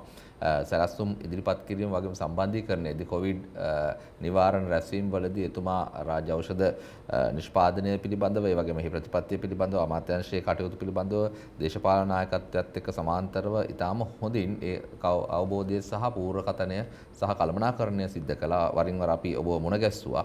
අපි එතුමාවත් ඉතා ගෞරවයෙන් සිහිපත් කරනවා. මේ සාර්ථක ප්‍රතිඵල අත්විඳින මොහොතේදී එතුමාටත් එහි ගෞරවයක් ලබා දිය යුතුයි. අපි ඒ ගෞරවය ලබා දෙන්න පසුබට වෙන්නේ නැහැ. එතුමාට මේ මොහොතේදීත් අපි නැවත සිහිපත් කරනවා. විශේෂයෙන්ම රාජ්‍ය ඇමතිතුමාවත් අපි ඉතා ගෞරවයෙන් සිහිපත් කරනවා. මේ අවස්ථාව ලබා දීමට එතුමා මේ මොහොතේත් තමන්ගේ සේවය ලබා දෙනවා රටේ එක්තරා පළාතක. ඒ නිසා මේ අවස්ථාවේදී සහභාගී නොවුනත් අපි දෙපළ ඉතා ගෞරවයෙන් සිහිපත් කරනවා. අපි මාධ්‍යවේදී මිතුරුනි අපි පුරා පැයක් ඔබත් එක්ක කතා බහ කරා. අපි ආරාධනා කරනවා ඔබේ ප්‍රශ්න වලට අවස්ථාව ලබා දෙන්න කියා. දැන් ඔබේ අවස්ථාව උදා කරගන්න. විශේෂයෙන්ම ඔබ දන්නවා දැන් අපේ මෙහෙයුම් පද්ධතිය ඔබට පුළුවන් raise your hand කියන උපාංගය හරහා ඔබේ ප්‍රශ්නය අහන්න. අද දවසේ අපේ වැඩසටහනට සහභාගී වෙන්න රාජ්‍ය ඖෂධ නිෂ්පාදන සංස්ථාවේ සභාපතිතුමන් වගේම ඖෂධ නිෂ්පාදන සැපයීම හා නියාමන රාජ්‍ය අමාත්‍යාංශයේ ලේකම්තුමන් තමයි ජනාධිපති මාධ්‍ය කේන්ද්‍රයේ සිට මේ සාකච්ඡාවට සහභාගී වන්නේ. ඔබට අවශ්‍ය ප්‍රශ්න යොමු කිරීම සඳහා මේ මොහොතේම අපි සම්බන්ධීකරණය ගොඩනගනවා. ඒ වගේම අද මේ කතා කරපු දේවල් සම්බන්ධව ඕනෑම තොරතුරක් විමසීමේ අයිතිය ඔබට තියෙනවා.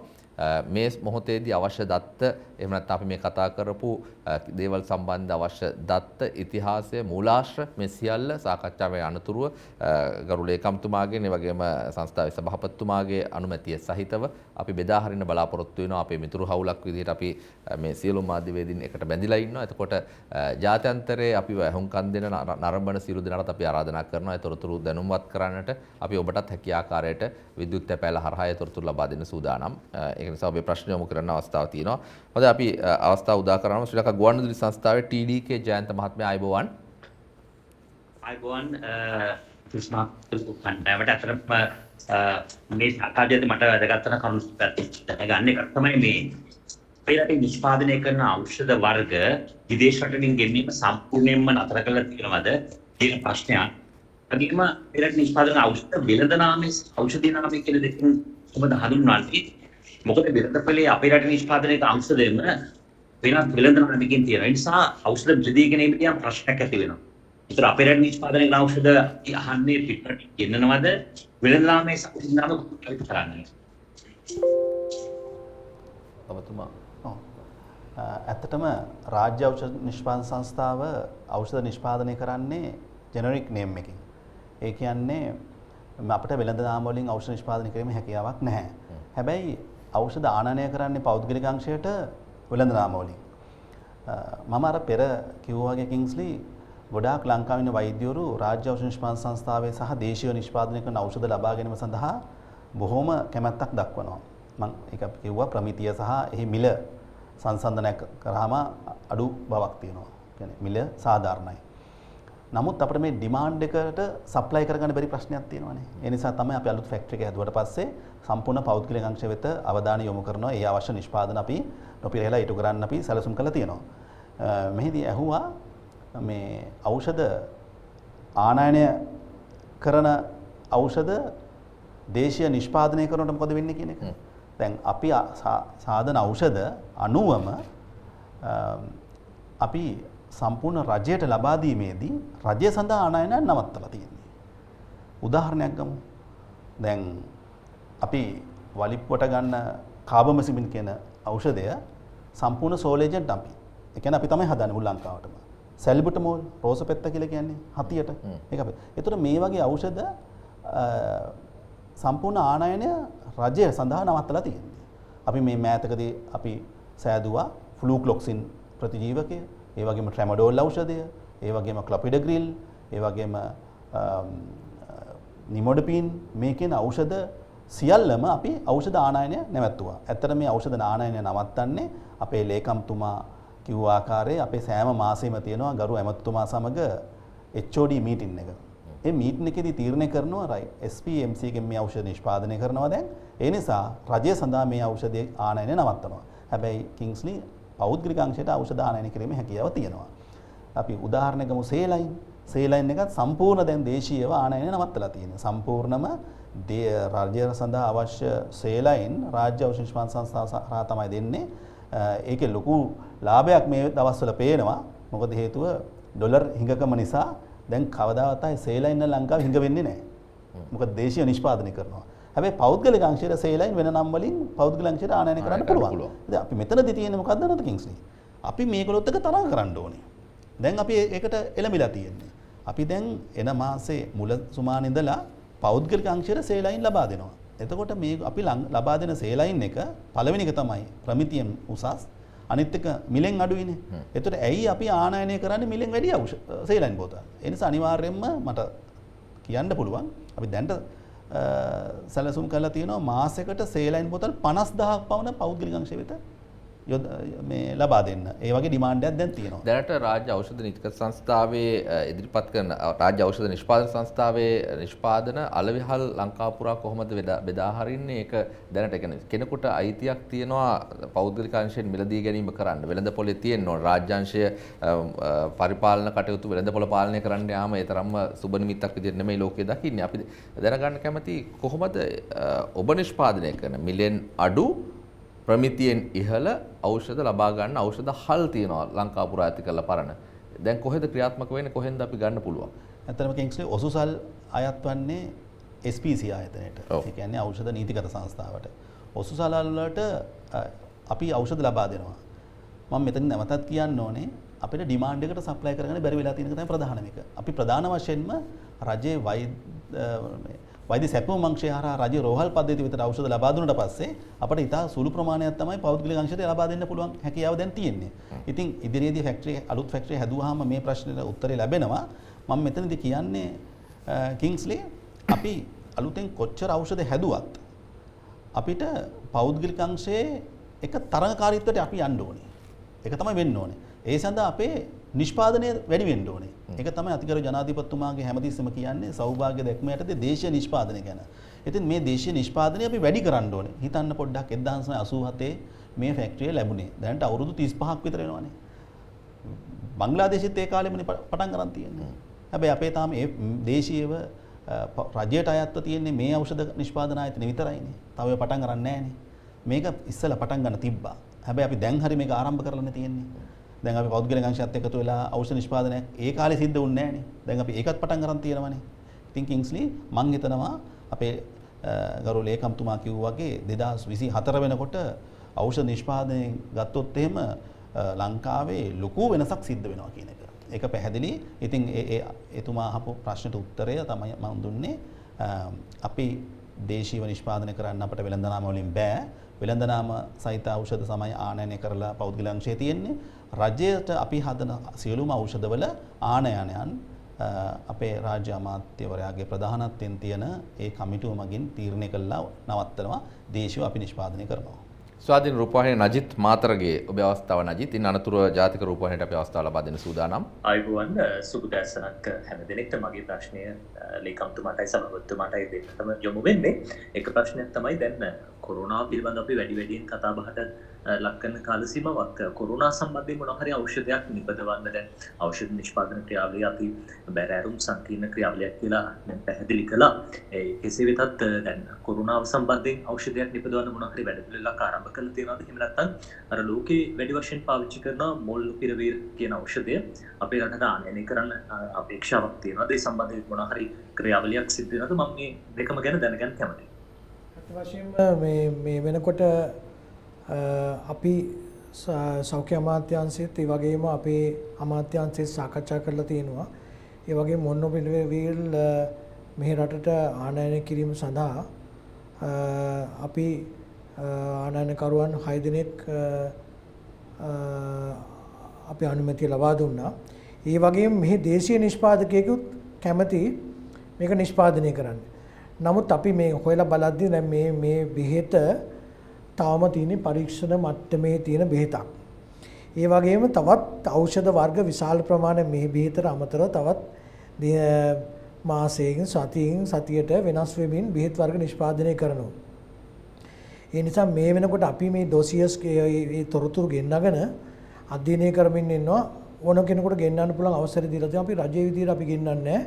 පෞද්ගලික අංශයට ගෙන්නන්න අවසර දීලා තියෙනවා. නමුත් තවම අපිට මේ බෙහෙත මේකට හරියනවා කියන සහතිකය ලැබිලා නැහැ. ඒ නිසා තමයි අර ඒ තීරණය අරන් තියෙන්නේ. මේ ඖෂධ නිෂ්පාදකයෙක් ඇත්තරම මේ සෙලජොන් ලංකා කට්ටිය කැමැත්ත ප්‍රකාශ කරලා තියෙනවා මොන පිළිවෙල මේ නිෂ්පාදනය කරන්න. ඉතින් මං හිතන්නේ අපි ඒකත් තව ආයෙම අවසරයක් දීලා නැහැ. මොකද අපි කැමති නැහැ අනවශ්‍ය විදියට රටේ මුදල් මොකද ගොඩක් ගණන් මේ බෙහෙත. ඉතින් අනවශ්‍ය විදියට වේදම් කරන්න තවම තීරණයක් කරන්නේ නැහැ කියන. ඔව් හිරු ටීවී ආයතනයෙන් ඩිලාන් මායාදුන්න ඔබේ අවස්ථාව උදා කරගමු අපි ඩිලාන්. මගේ පළවෙනි ප්‍රශ්නය වෙන්නේ ලේකම්තුමාට දැන් මම දන්න කාරණාවක් තමයි මේ ඩොලර් හිඟතම එන්නේ භාණ්ඩ ආනයනය කිරීමේදී විශාල විදියට බලපාලා තියෙනවා. ඉතින් ඖෂධ ආනයනය කිරීමේදීත් ඒක බලපාලා නැහැ කියලා කියනවා. ඒක පිළිගන්න පුළුවන් කතාවක් නෙමෙයි. මොකද මිනිස්සු කියන කතාව තමයි SPC එකේ සමහර ඖෂධවල හිඟයක් තියෙනවා කියලා. අපි ඇත්තටම කතා කළොත් එහෙම මේ ඖෂධ ආනයනය කිරීමේදී කොහොමද මේ ඩොලර් ක්‍රයිසිස් එක බලපාලා තියෙන්නේ කියන එක මගේ පළවෙනි ප්‍රශ්නේ. අනිත් එක මම සභාපතිතුමාට යොමු කරන්න කැමතියි මේ ඒකත් මේ ඩොලර් ප්‍රශ්නයට මදාල එකක් රෝ මැටීරියල්ස් ගෙන්නනකොට කොහොමද ඒක බලපාලා තියෙන්නේ ඔබතුමාලගේ නිෂ්පාදන සිද්ධ කරන්න. ඇත්තටම ඩිලන් ඔබතුමා කියන විදිහට සාමාන්‍යයෙන් මේ දවස්වල රටේ අනිකුත් භාණ්ඩ ගෙන්වා ගැනීමේදී බලපාන ඩොලර් අර්බුදය විශේෂයෙන්ම ඖෂධ සඳහාත් බලපාලා තිබෙනවා. ඒ නිසා තමයි අපි ඖෂධවල දැන් තියෙන තොග තත්ත්වය ශ්‍රී ලංකාවේ ජාතික තොග තත්ත්වය අපි සියලුම ඖෂධවල අරන් තියෙනවා. ඖෂධ වර්ග තියෙනවා 1380ක් විතර. ඒ හැම එකකම අපි ඖෂධ තොග තත්ත්වය ලබාගෙන ඒ තොග ඉවර වෙන්නේ කොයි කාලෙද කියන එක බලනවා. අපි දැන් එකපාරටම ඉස්සර අපි ඇනෝම් කිරීම කරනවා. මොකද LCA ඕපන් කිරීම සම්බන්ධයෙන් අපිට ගැටලුවක් තිබුණ නැති නිසා. දැන් අපි සැලසුම් සහගතව අපි තොග අඩුම වගේ තමයි ප්‍රමුඛතාව ලේඛනයක් ලගලා මේ ටික තමයි අපිට මේ සුමානේ LCA ඕනේ. ඊළඟ සුමානේ ඕනේ වෙන්නේ මේ ටිකේ කියන එක තොග තත්ත්වයේ මත යවනවා අපේ රෝහල් වල ඖෂධ සම්බන්ධ. ඇත්තටම ඔබ කියනවා හරි පෞද්ගලික අංශයට ඖෂධ ගෙන්වා ගැනීමේදී ඩොලර් අර්බුදය බලපාන්න පුළුවන්. ඒ නිසා සමහර පෞද්ගලිකව සමහර ජෙනරික් නේම් වලින් එන සමහර මේ වෙනද නාම වලින් එන ඖෂධ වල හිගයක් තියෙන්න පුළුවන්. අපි උත්සාහ කරන්නේ අපේ රෝහල් පද්ධතිය තුළ උපරිම උත්සාහ දරන්නේ හිගේ වළක්වන්න මේ ඒක නිසා ඒක කළමනාකරණය කරමු. උපරිම උත්සාහ කරනවා කළමනාකරණය කරමින් තොග තත්ත්වය මත තොග හිග වෙන තත්ත්වය මත ඖෂධ ඇනවීම් කරන්න. ඒක ඒ අනුව අපි බලාපොරොත්තු වෙනවා අපිට පුළුවන් වෙයි මේක කළමනාකරණය කරන්න ඒ වගේ අත්‍යවශ්‍ය ඖෂධ හිගයකින් තොරව අපේ රෝහල් පද්ධතිය පුරා බෙදා හරින්න පුළුවන් වෙයි කියන විශ්වාසය තියෙනවා. ඒ සඳහා උපරිම උත්සාහ ගනිමින් ඉන්නවා. මේ වෙනකොට අපිට භාණ්ඩාගාරයේ උපදෙස් මත මේ SPC ආයතනයේට ඩොලර් මිලියන 11ක් නිකුත් කරා. ඒ වගේම අපේ ඩොක්ටර් උත්පලගේ ආයතනයේට ඖෂධ සංස්ථාවට මම හිතන්නේ ඩොලර් මිලියන 5.3ක් ඊයේ නිකුත් කරා. ඒතර අපි අර ප්‍රමුඛතා ලේඛනය දුන්න ඒ ටික ගේනවා. අපි දැන් ඊළඟ සතියේටත් කියලා තියෙනවා මෙන්න මෙච්චර ප්‍රමාණයක් ඕනේ. එහෙම නැතුනොත් එහෙම තව මාස දෙකකින් හිග වෙනවා කියන එක අපි එහෙම සැලසුමක් හදලා ඒක යවලා තියෙනවා. යවලා විතර නෙවෙයි අපි හැමදාම කතා කරනවා අපේ උත්සාහය මේ අනුව ඩොලර් ලබා ගන්න. මොකද ඩොලර් අපිට මේ හොයා ගන්නම වෙනවා. මේ ගෙන ගන්න. ඔබතුමාට ප්‍රශ්නයක් කොටසක් යොදුනා. ඇත්තටම ඩිලාන් මම සතුටින් කියන්න ඕනේ විශාල පරිශ්‍රමයකින් පස්සේ ඊයේ හවස රාජ්‍ය ඖෂධ නිෂ්පාදන සංස්ථාවේ නිෂ්පාදන කරන අත්‍යවශ්‍ය ඖෂධ නිෂ්පාදනය කිරීම සඳහා අවශ්‍ය අමුද්‍රව්‍ය ආනයන සඳහා ඩොලර් මිලියන 5.3ක ප්‍රමාණයක් අවශ්‍ය තිබ්බා. කිංස්ලේ සම්පූර්ණ මුදල් අමාත්‍යාංශ ලේකම්තුමාගේ මැදිහත් වීමෙන් ආටිකල මැතිතුමාගේ මූලිකත්වයෙන් තියෙන කණ්ඩායමෙන් තීරණය කරා රාජ්‍ය ඖෂධ නිෂ්පාදන සංස්ථාව සඳහා මේ දේ ලබා දෙන්න. ඒ අනුව මේ වෙනකොටත් ඒ LCs මේ අවස්ථාව වෙනකොටත් සම්පූර්ණම ඩිලේ වෙච්ච LCs ක්ලියර් වෙගෙන යනවා. රාජ්‍ය ඖෂධ නිෂ්පාදන සංස්ථාවේ 100%ක් මේ වෙනකොට අවශ්‍ය ඩොලර් ප්‍රමාණය ඊ හවසට ලබා දුන්නා. අපි ජාතික රූපවාහිනියේ අපෝ නැවත අවස්ථාව ලබා දෙන අසංක ඔබට පුළුවන් නැවත වතාවක් උත්සාහ කර බලන්න ඔබේ ප්‍රශ්නට අවස්ථාව ලබා දෙන්න පුළුවන්. අයිබෝන් දැන් පැහැදිලි දැන් අහන්න අසංක. අයිබෝන් මම ප්‍රශ්න දෙකක් යොමු කරන්න බලාපොරොත්තු වෙනවා. එක් ප්‍රශ්නයක් විසිරත්නායක මහත්තයා යොමු කළා. ඒ තමයි මේ ඖෂධ නිෂ්පාදන සංස්ථාව නිෂ්පාදනය කරන ඖෂධ පෞද්ගලික ඖෂධ වෙනස්කම් වලින් නිදී ගැනීමේ අවස්ථාවක් තියෙනවාද කියන කාරණය. අනෙක් කාරණය තමයි මේ තයිරොක්සින් න්यूनතාවය සඳහා භාවිත කරන ඖෂධවල යම් ආකාරයකින් හිඟයක් තියෙනවා කියලා කාරණයක් මතුවලා තියෙනවා. මේ සම්බන්ධයෙන් ආදේශකයක් නිෂ්පාදනය කරන්න මේ වෙනකොට කටයුතු සූදානම් කරලා තියෙනවාද? ඒකේ මොකක්ද තත්ත්වය කියන කාරණේ පිළිබඳව දැනගන්න කැමතියි. මම හිතන්නේ මම මූලික වශයෙන් කතා කරන්න ඊට පස්සේ අපේ සභාපතිතුමාට ඇත්තටම ඖෂධ තයිරොක්සින් අපේ රෝහල් පද්ධතිය තුළ හිඟයක් තිබුණේ නැහැ. නමුත් පෞද්ගලික අංශයේ විශේෂයෙන්ම වෙළඳ නාමයෙන් ගෙන්නන තයිරොක්සින් වර්ග වල පුරුදු වෙලා ඉන්නවා අපේ රටේ. එහෙමයි ක්‍රමය. ඒවා ගැන ලබා ගැනීම අපිට ගෙන්වා ගැනීම මම හිතන හැටියට පෞද්ගලික අංශයේ ප්‍රශ්නයක් තිබෙන නිසා අපේ ඖෂධ හල්වල පෞද්ගලික ඖෂධ හල්වල මේ ඖෂධී හිගයක් තිබුණා. ඒ නිසා මම මේ අවස්ථාවේත් උපදෙස් දුන්නා ඕනම කෙනෙක් අපේ රෝහල් වලට ඇවිල්ලා OPD එකකින් එහෙම නැත්නම් අපි SPC ආයතන වලින් ඒ තයිරොක්සින් එකත් ඉහළ ගුණාත්මක භාවයෙන් තියෙන ඒකේ තියෙන අර පැකින් එක අරක වගේ නේ ඊට වැඩිය ටිකක් අඩුයි. නමුත් ඒ තයිරොක්සින් වල ගුණාත්මක වගේ ඒ විදිහටම තිබෙනවා.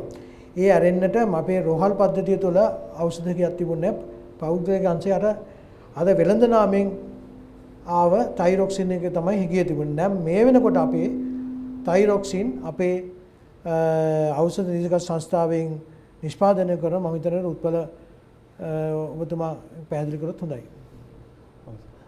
ඇත්තටම රාජ්‍ය ඖෂධ නිෂ්පාදන සංස්ථාවෙන් තයිරොක්සින් නිෂ්පාදනය කරන්න පටන් ගන්න දැන් අවුරුදු 1.5ක් විතර වෙනවා මේ ක්‍රියාවලිය ආරම්භ කරලා. කිංස්ලි හෝමෝනයක් තයිරොක්සින් කියන්නේ. ඉතින් මේ සඳහා වෙනමම zone එකක් අවශ්‍යයි. ඒ කියන්නේ නිෂ්පාදනාගාරයක් අවශ්‍යයි. 2020 දෙසැම්බර් 23 අපේ අගමැතිතුමා ඇවිල්ලා තමයි මේ නිෂ්පාදනාගාරය විවෘත කරේ. එතෙන් සිට අද දක්වාම මේ නිෂ්පාදනාගාරයේ මේ තයිරොක්සින් එක ෆෝමුලේට් කරලා මා පෙර කිව් ලෙසම NMRA අනුමැතියන් ලබාගෙන අවසාන වශයෙන් NMQL ලැබ් එකටත් ජාත්‍යන්තර ලැබ්ස් වලටත් යවලා මේක ඇසෙස් බැලුවාම ලංකාවේ දැනට පෞද්ගලික අංශයේ ලේකම්තුමා පැවසු ආකාරයට ආනයනය කරන ඖෂධ වලට වඩා ප්‍රමිතියෙන් යුක්ත ඖෂධයක් අපි දැන් එලි දක්වන සැලසුම් කරලා තියෙනවා. අපි ඒ සඳහා අපි අර සාමාන්‍යයෙන් කප් කුප්පි වල කප්ස් වල බෝතල් කියලා කියන්නේ පොඩි බෝතල් වල තමයි මේ තයිරොක්සින් එක රජයේ රෝහලට ලබා දුන්නේ. අපි දැන් මේක ලබා දෙන්න තීරණය කළා තියෙනවා බ්ලිස්ටර් ක්‍රමය යටතේ. ඒ කියන්නේ ඇලුමිනියම් ආවරණයක් යටතේ. එතකොට මේක කාලයක් ගියත් මොනවත් වෙන්නේ නැහැ. හුලං වැදිලා වතුර වැදිලා මොනවත් වෙන්නේ නැහැ. ඒ අනුව අපි උසස් නිෂ්පාදනයක් රාජ්‍ය ඖෂධ නිෂ්පාදන සංස්ථාව හරහා ලබා දෙනවා. බොහෝ විට පෙබරවාරි මාසයේ අග වෙනකොට අපිට මේක සම්පූර්ණ තව මාසයයි සම්පූර්ණ රජයේ රෝහල් වලට මිලියන 68ක වගේ ප්‍රමාණයක් අපිට ඕඩර්ස් ලැබිලා තියෙනවා දැන්. ඒ වගේම පෞද්ගලික අංශයටත් අපි විශාල ප්‍රමාණයක් නිෂ්පාදනය කරනවා. මොකද මේ නිෂ්පාදනාගාරය නිෂ්පාදනය කරන්නේ තයිරොක්සින් පමණයි. මේ විශේෂයෙන් මාධ්‍යවේදීන් අහන ප්‍රශ්නවල පොදු ලක්ෂණය තමයි විශේෂයෙන් සාමාන්‍ය මහ ජනතාව මුලින්ම භීතියටපත් වෙන්නේ බෙහෙත් ටික අපිට ගන්න බැරි වේද සල්ලි දීලවත් කියන එක. එතකොට මම නැවතත් සාරාංශ කරන්න ආරාධනා කරනවා වෛද්‍ය සමන් රත්නායක ලේකම්තුමාට රෝගීන්ට රජයේ රෝහල් පද්ධතියේ නේවාසික සහ බාහිර රෝගීන්ට මේ ඩොලර් අර්බුදයේ හින්දා බෙහෙත් නැති විය යාමේ භීතියකටපත් වෙන්න අවශ්‍යද නැද්ද? ඔබතුමා ඉතාමත්ම අමාරු ප්‍රශ්නයක් ඇහුවේ ඇත්තටම. එහෙම වෙන්න ඉඩ තියෙයි කියන අවදානමට අපි මුහුණ දී සිටිනවා විශේෂයෙන්ම අපේ අමාත්‍යාංශය. ඒ නිසා තමයි අපි මොනවද ඉක්මනින් හිග වෙන්න කියන එක දැන් අපි හිතාම හඳුනා ගන්න තියෙනවා. මාස ස්ටොක් එක තියෙන ප්‍රමාණය අනුව අපි හඳුනා ගන්න තියෙනවා, ලයින් අප් කරලා තියෙනවා මේ මාසෙන් සුමානෙන් ඉවර වෙන මොනවද, මාසෙන් ඉවර වෙන මොනවද, මාස දෙකෙන් තුනෙන් මාස 6න්. ඒතර අපිට කලින්ම ගෙන්න ගන්න ඕන ඒවා ටික දැන් මේ වෙනකොට අපි පෙළ ගස්සලා ඒ සඳහා ප්‍රමුඛතා ලයිස්තුව අනුව කටයුතු කරමින් යනවා. ඉතින් අපි උපරිම උත්සාහ දරනවා ඩොලර් ඔබ වෙනින් ඩොලර් ලබා ගැනීමට හැමදාම වෛද්‍ය ට්‍රෙසරි එකටත් බැංකුවේ චෙයාමන් මැතිතුමන්ලා දෙන්නටමත් අපි කතා කරනවා. අපි කතා නොකර ඉන්න දවසක් නැහැ. හැමදාම මේක කතා කරනවා. ඒගොල්ලොන්ට එපා වෙලා ඇති. එහෙම කරලා තමයි අපිට මේ අපිට අවශ්‍ය අපි මග හරවා ගන්න ඖෂධ හිගය මග හරවා ගන්න අපේ අමාත්‍යාංශය සියලු උත්සාහයන් දරමින් සිටිනවා. ඒ වගේම අපි දැක්කා අපේ රටේ මේ වෙනකොට ඖෂධ පුරුදු වෙලා ඉන්නවා විශාල ප්‍රමාණයක් ජනතාව අර වෙළඳ නාමයෙන් එන ඖෂධ ගන්න. දැන් අපි කියමු දැන් සාමාන්‍යයෙන් කොලෙස්ටරෝල් වල ගන්න රොසවැස්ටින් ගත්තොත් එහෙම රුපියල් 80ට රොසවැස්ටින් තියෙනවා. ඒ වගේම අපේ ලංකාවේ නිෂ්පාදනය කරන ආයතනයක රොසවැස්ටින් ගන්න රුපියල් 15ටත් තියෙනවා. ගුණාත්මක භාවය ක්වොලිටි එක ඒ සමානයි. එතකොට ආදේශක මම ඒකත් දැන් බලන් යනවා ආදේශකක් තියෙනවා. දැන් අපි දැන් ඩොලර් ප්‍රමාණයක් වේදම් කරන්න වෙනවා අර වගේ ලොකු ඖෂධ වලට. ආදේශක විශාල දැන් ඒ ආදේශක ගන්න අපි පොඩි ප්‍රමාණයක් නිෂ්පාදනය කරන්න පුළුවන් වෙන්නේ. ඒක නිෂ්පාදනය කරන්න දෙගොල්ලොන්ට මම උපදෙස් දුන්නා. ඒවා හඳුනාගෙන මේ වගේ ඖෂධ වර්ග 14ක් පිටරටින් ගේන ඖෂධ අපේ ලංකාවේ නිෂ්පාදනය කරනවා. ඒ අයට කිව්වා අපේ විශේෂයෙන්ම අපි ඒවා ලබා ගන්න අපේ වෛද්‍ය සැපයුම් අංශයට. ඒ අයට කිව්වා අපේ වෛද්‍ය සැපයුමට අමතරව සැපයුම් අංශයට අමතරව පෞද්ගලික අංශයටත් ඔබතුමා නිෂ්පාදනය කරන්න ඩොලර් හිගයක් ආවොත් එහෙම සමහර විට මේ ඖෂධවල හිගයක් ඇති වෙයි. ඒ නිසා මොකද මේවා පුරුදු වෙලා ඉන්න ජනතාවක්. ඒක නිසා ඒ අයට ඒක අවైలබල් කරන්න කියන මේ වගේ විශේෂ ක්‍රියාමාර්ග ගනිමින් සිටිනවා. මේ රටේ ඖෂධ හිගයක් ඇති වෙන්න තියෙන අවදානම අවම කරන්න තමයි පුළුවන් වෙන්නේ. මොකද අපි ඩොලර් කියන එක අපේ නෙවෙයි. ඩොලර් කියන එක ඇත්තටම වෙනත් රටක මුදලක් අපිට ලැබෙන්නම ඕනේ. ඩොලර් මෙහාට ලැබෙන්න ක්‍රමයක් තියෙන්න ඕනේ නැතුව වෙන ක්‍රමයක් ඇත්තේ නැහැ. ඩිලාන් මායදුන ඔබට තවත් ප්‍රශ්නයක් තියෙනවා කියලා කියනවා. ඩිලාන් අපි සමාප්ත කරන්නයි හිතුවේ. නමුත් ඔබේ අවස්ථාව අපි ලබා දීලා ඉන්න අනතුරුව සාකච්ඡාවේ සමාප්තිය කරා යන්න සූදානම්. ඩොක්ටර් රත්නායක මගේ ඊළඟ ප්‍රශ්නේ තමයි මේ NMR එකේ දත්තම කියා ඒ සම්බන්ධයෙන් සිදු කරන පරීක්ෂණ වල අපේ මොකද්ද සහ දැන් නැත්නම් මේ ආනයන කරුවන් කියන කතාවක් තමයි මේ රේගුවෙන් බෙහෙත් නිදහස් කර ගැනීමට මේ දත්තම කියා මේ සිද්ධිය ඩොලර් ප්‍රශ්නයට අමතරව බලපාලා තියෙනවා කියලා. ඒක ඇත්තක්ද? ඇත්තට ප්‍රධාන වශයෙන් බලපාලා තියෙන්නේ පෞද්ගලික අංශයේ ආනයන කරුවන්ට ඩොලර් ප්‍රශ්නේ තමයි මම අධ්‍යයනය කරා. ඩොලර් ප්‍රශ්නේ තමයි තදින්ම බලපාලා තියෙන්නේ. නමුත් අපි එහෙම ඒ අර දත්ත මැකීමේදී මොනවා හරි ගැටලුවක් තිබෙනවා නම් ඕනම කෙනෙක් මාව ආවිලා හම්බ වෙන්න මම මේකට waiver of registration දෙනවා. එහෙම අයට waiver of registration දීලා අපි මේ මොකද මේ ගෙනලා තියෙන ඖෂධ අපේ කස්ටම් එකෙන් නිදහස් කරන්න අවශ්‍ය කටයුතු මම කරලා දෙන්න පුළුවන්. ප්‍රධාන වශයෙන් බලපාන තියෙන යාට ඩොලර් ප්‍රශ්න ඇත්තට සමහර අය මාස එකමාර දෙක ඉන්නවා. මොකද ඒගොල්ලෝ බලපෑමක් වෙනවා ඒ රටේට සල්ලි යවන්න ඕන මොකද නිෂ්පාදකයාට. ඉතින් ඒ ගැටලුව තියෙනවා. ඉතින් ඒකටත් මම ඇත්තටම මැදිහත් වෙලා ඉන්නේ. මොකද ඒකත් අපේ රටේ මොකද මේ වෙනකොට ඒ අයටත් ඒ අය වෙනුවෙමුත් මම විශේෂයෙන් මහා භාණ්ඩාගාරයේ විශේෂයෙන් මහා බැංකුවට මහා බැංකුව අධිපතිතුමාට කිව්වා මේකත් බලන්න වෙනවා විශේෂයෙන්ම. එහෙම නැතුනොත් අපේ සමහර ඩ්‍රග්ස් ගැටලු වෙන්නේ මාස දෙකමාරක් විතර ඒ නිෂ්පාදකයෝ බලන් ඉන්න එකක් නැහැ. ඒතකොට අපේ රටේ ආනයනකරුවන්ට කිසියම් බලපෑමක් වෙන්න ඉඩ තියෙන නිසා අපි සෑහෙන ලොකු මුදලක් සෑහෙන ලොකු කාලයක් සෑහෙන ලොකු කණ්ඩායමක් මහන්සි වෙලා ලංකාවට ගෙනල්ලා නිදහස් කරලා පාවිච්චි නොකරන දෙයක් තියෙනවා. ඒ තමයි ෆයිසෙන් නැත. අපි දෙන්නම වෛද්‍යවරු නිසා සාකච්ඡාවේ සමාප්තික සටහන තබන්න අපි ආරාධනා කරනවා. ෆයිසෙන් නැත සම්බන්ධව මහ ජනතාවගේ උනන්දුව මේ දැන් ඉන්නේ ජනමාධ්‍යවේදීන් මේ ස්ථානයේ අපේ කෙලිම මාතෘකාවට සම්බන්ධ නොවුනත් ඒක අවස්ථාවකින් පුරෝකථනය කරලා ලංකාවේ ජනගහනයටත් වැඩිය අවශ්‍ය ප්‍රමාණයටත් වැඩිය මෙතන එන්නත් තියෙනවා කියන තත්ත්වයට අතීතයේදී එක් දවසකදී අපි සියසින් දවසකදී කිව්වා ලංකාවේ ජනතාවට බය වෙන්න දෙන්නේ නැහැ කියලා. නැත්නම් හානියක් වෙන්න දෙන්නේ නැහැ. එන්නත් පැත්තෙන් අපි අනිත් හැමෝටම වැඩි ඉදිරියෙන් මේ දේවල් ටික සැලසුම් කළා කියලා. නමුත් දැන් තත්ත්වය ඒකට ගිය මුදල එහෙම නැත්නම් මිනිසුන්ගේ උනන්දුව එහෙම නැත්නම් අපි රෝගය අමතක කරාද කියන එක ගැන වෛද්‍ය විද්‍යාත්මකව සහ වෛද්‍යවරුන් විදිහට සිවිල් සමාජයට දෙන්න තියෙන පණිවිඩය දෙන්න අපි ආරාධනා කරනවා. මම ඔබතුමාට මුලින්ම අවස්ථාව ලබා දෙන වෛද්‍ය උත්පල ඉන්ද්‍රවංශට. මම කිංස්ලි මේ කොවිඩ් වසංගතයත් මුල් කාලේ ඉඳලම ජනාධිපතිතුමාත් සමග තිබ්බේ කොවිඩ් රැස්වීමට සහභාගී වුණා. අවසාන කාලේ සහභාගී වුණේ නැහැ. නමුත් මුල් කාලේ දිගට වගේ සහභාගී වුණා. ඒ කාලේදී මේ කොවිඩ් වසංගත තත්ත්වය මොන වගේද? කවද්ද මේකට හරියන්නතක් එන්නේ? එහෙම තත්ත්වයක්වත් තිබුණේ නැහැ මුල්ම වකවාන.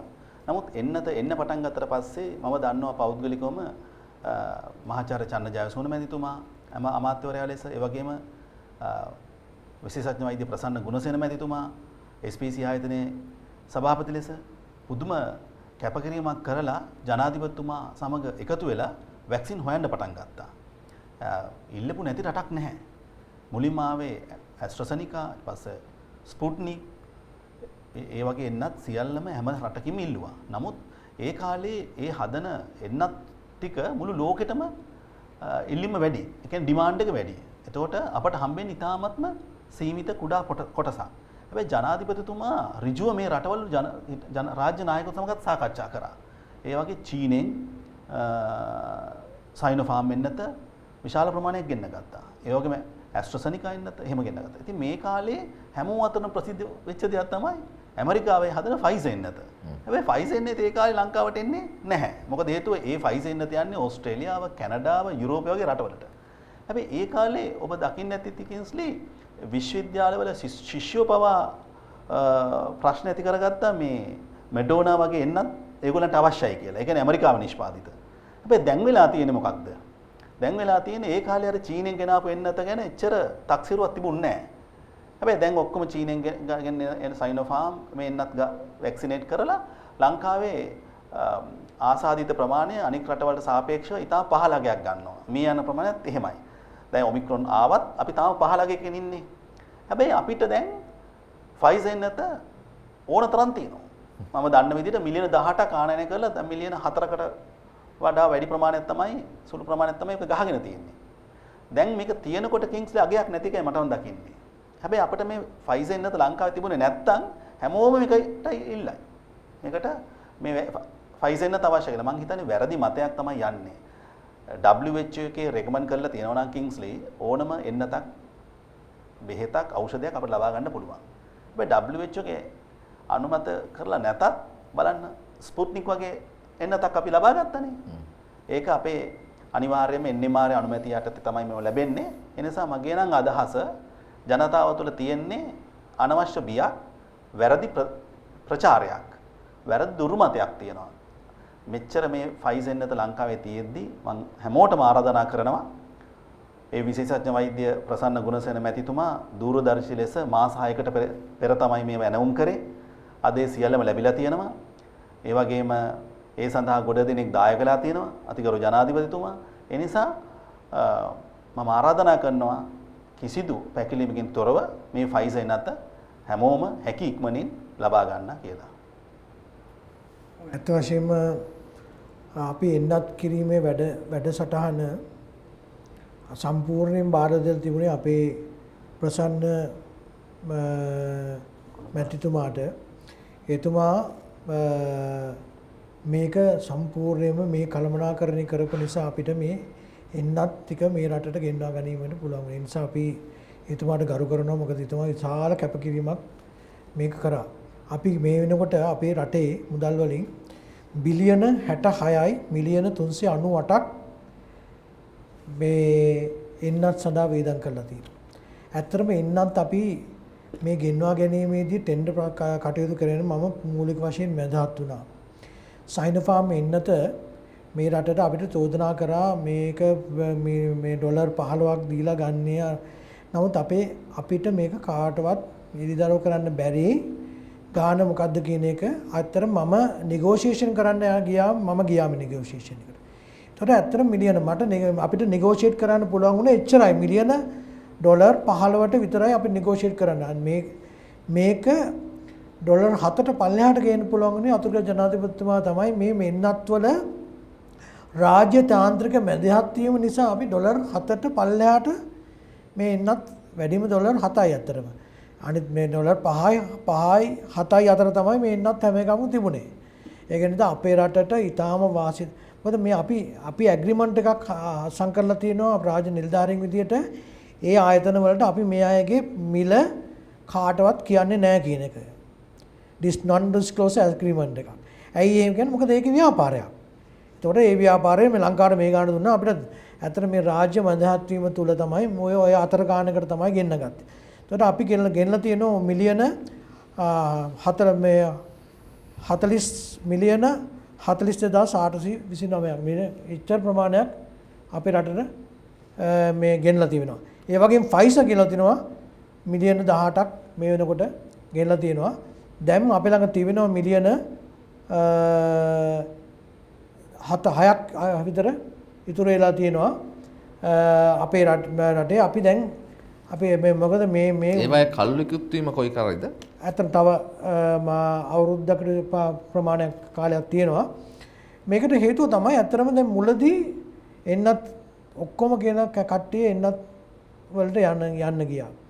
ඒතර මේ වෙනකොට අපි දැකලා තියෙනවා දැන් මේ හැම මරණයක්ම ආදේශ කරන්න යනවා මේ ෆයිසර් එන්නත නිසා තමයි මේ එහෙම කිසිම සත්‍යතාවයක් නැහැ. ඒ නිසා මේ අපි හැම කෙනාම වැක්සින් තුනම බූස්ටර් එකක් ගහගෙන ඉන්නේ. ඒක නිසා කරුණාකරලා එහෙම සැකයක් තියෙනවා වෛද්‍ය උපදෙස් අරන් මේ එන්නත් ටික විශාල ප්‍රමාණයක් අපේ එන්නත් තියෙනවා මම හිතේ කවුන්ට් කරේ නැහැ මම හිතන හැටියට මිලියන 6ට 10යි අතර ප්‍රමාණයක් තියෙනවා. ඒක විශාල ප්‍රමාණයක්. ඒක නිසා ඔබ සියලු දෙනාම බූස්ටර් ගහගන්න නැති එන්නත් ගහගන්න නැති අය ලබා ගන්න මොනවාරි සැකයක් තියෙනවා වෛද්‍යවරුන් උපදෙස් ගන්න. ওই ගොඩ වෛද්‍යවරුන්ගෙන් සමාජ මාධ්‍ය වලින් මේවා කියන කතා ඇත්තටම සත්‍යයෙන් තොරයි. ඒක නිසා විශේෂයෙන්ම ඉල්ලා හිටිනවා ඔබ සැකයක් තියෙනවා නම් වෛද්‍යුත් එක්ක සාකච්ඡා කරලා මේ කටයුත්ත කරන්න කියනකොට රෝහලකට ඇවිල්ලා ගහගන්න. සැකයක් තියෙනවා රෝහලකට ඇවිල්ලා ගහගන්න. ඒ වෙලාවෙම අපිට ඒ අවශ්‍ය කටයුතු කරන්න පුළුවන්. විශේෂයෙන්ම ලංකාවේ බෙහෙත් සහ ඩොලර් අර්බුදයත් එක්ක බොහෝ දෙනාට ප්‍රශ්න ඇති වෙනවා වෙන්න පුළුවන්. අපි මාධ්‍යවේදීන්ට අවස්ථාව ලබා දුන්නේ අද දවසේ රාජ්‍ය ඖෂධ නිෂ්පාදන සංස්ථාව ලාභ ලබමින් එහි සේවාව ව්‍යාප්ත කරමින් තවදුරටත් අනාගතයේදී රට තුළ අපේ රටේ හදන බෙහෙත් අපේ රටේ ජනතාවට නිරෝගීමත් ජනතාවක් විදිහට ජාත්‍යන්තරයට අපනයනය සඳහාත් සූදානම් වෙලා තියෙන අතිශය කාර්යක්ෂම කළමනාකරණයක් ඒ වගේම සතුටින් වැඩ කරන සේවක මණ්ඩලයක් එක්ක වර්ජන තර්ජන වලින් තොරව ඔවුන් සාර්ථකත්වය ලැබපු ආකාරය පිළිබඳ කතාව මාධ්‍ය හරහා ලොවට කියනට අපි අවස්ථාව ලබා දෙන්න ආරාධනා කරේ. ඒ ආරාධනාව පිළිගැනීම ගැන රාජ්‍ය ఔෂධ නිෂ්පාදන සංස්ථාවේ සභාපති වෛද්‍ය උත්පල ඉන්ද්‍රවංශ මහත්මයාට, ඒ වගේම ඖෂධ නිෂ්පාදනයේ සැපීම හා නියාමන රාජ්‍ය අමාත්‍යාංශයේ ලේකම් වෛද්‍ය සමන් රත්නායක මැතිතුමාට අපි ඉතාමත්ම ස්තුතිවන්ත වෙනවා ජනාධිපති මාධ්‍ය කේන්ද්‍රය වෙනුවෙන්. මාධ්‍යවේදී මිතුරනි, අපි ඔබට අද සාකච්ඡාවට අදාළ දත්ත හෝ මූලාශ්‍රයන් ඔබට අවශ්‍ය ඕනෑම තොරතුරක් විමසීම් කරන්න අප කාර්ය මණ්ඩලයේ ඒ සඳහා අවශ්‍ය සම්බන්ධීකරණය ගොඩනගාවි. අපි අනාගතයේදී සුබ පණිවිඩ රැගෙන මේ ආකාරයෙන් නැවත හමු වෙන්න බලාපොරොත්තු වෙන ඔබ දෙපළට නැවතත් ස්තුතියි. කාලය කැප කිරීම ගැන අපි සමුගන්නවා අද උදෑසන ජනාධිපති මාධ්‍ය කේන්ද්‍රය වෙනුවෙන්. මම ඔබ සියලු දෙනාටම ස්තුතිවන්ත වෙනවා. ආයුබෝවන්. මම කිංස් රත්නායක.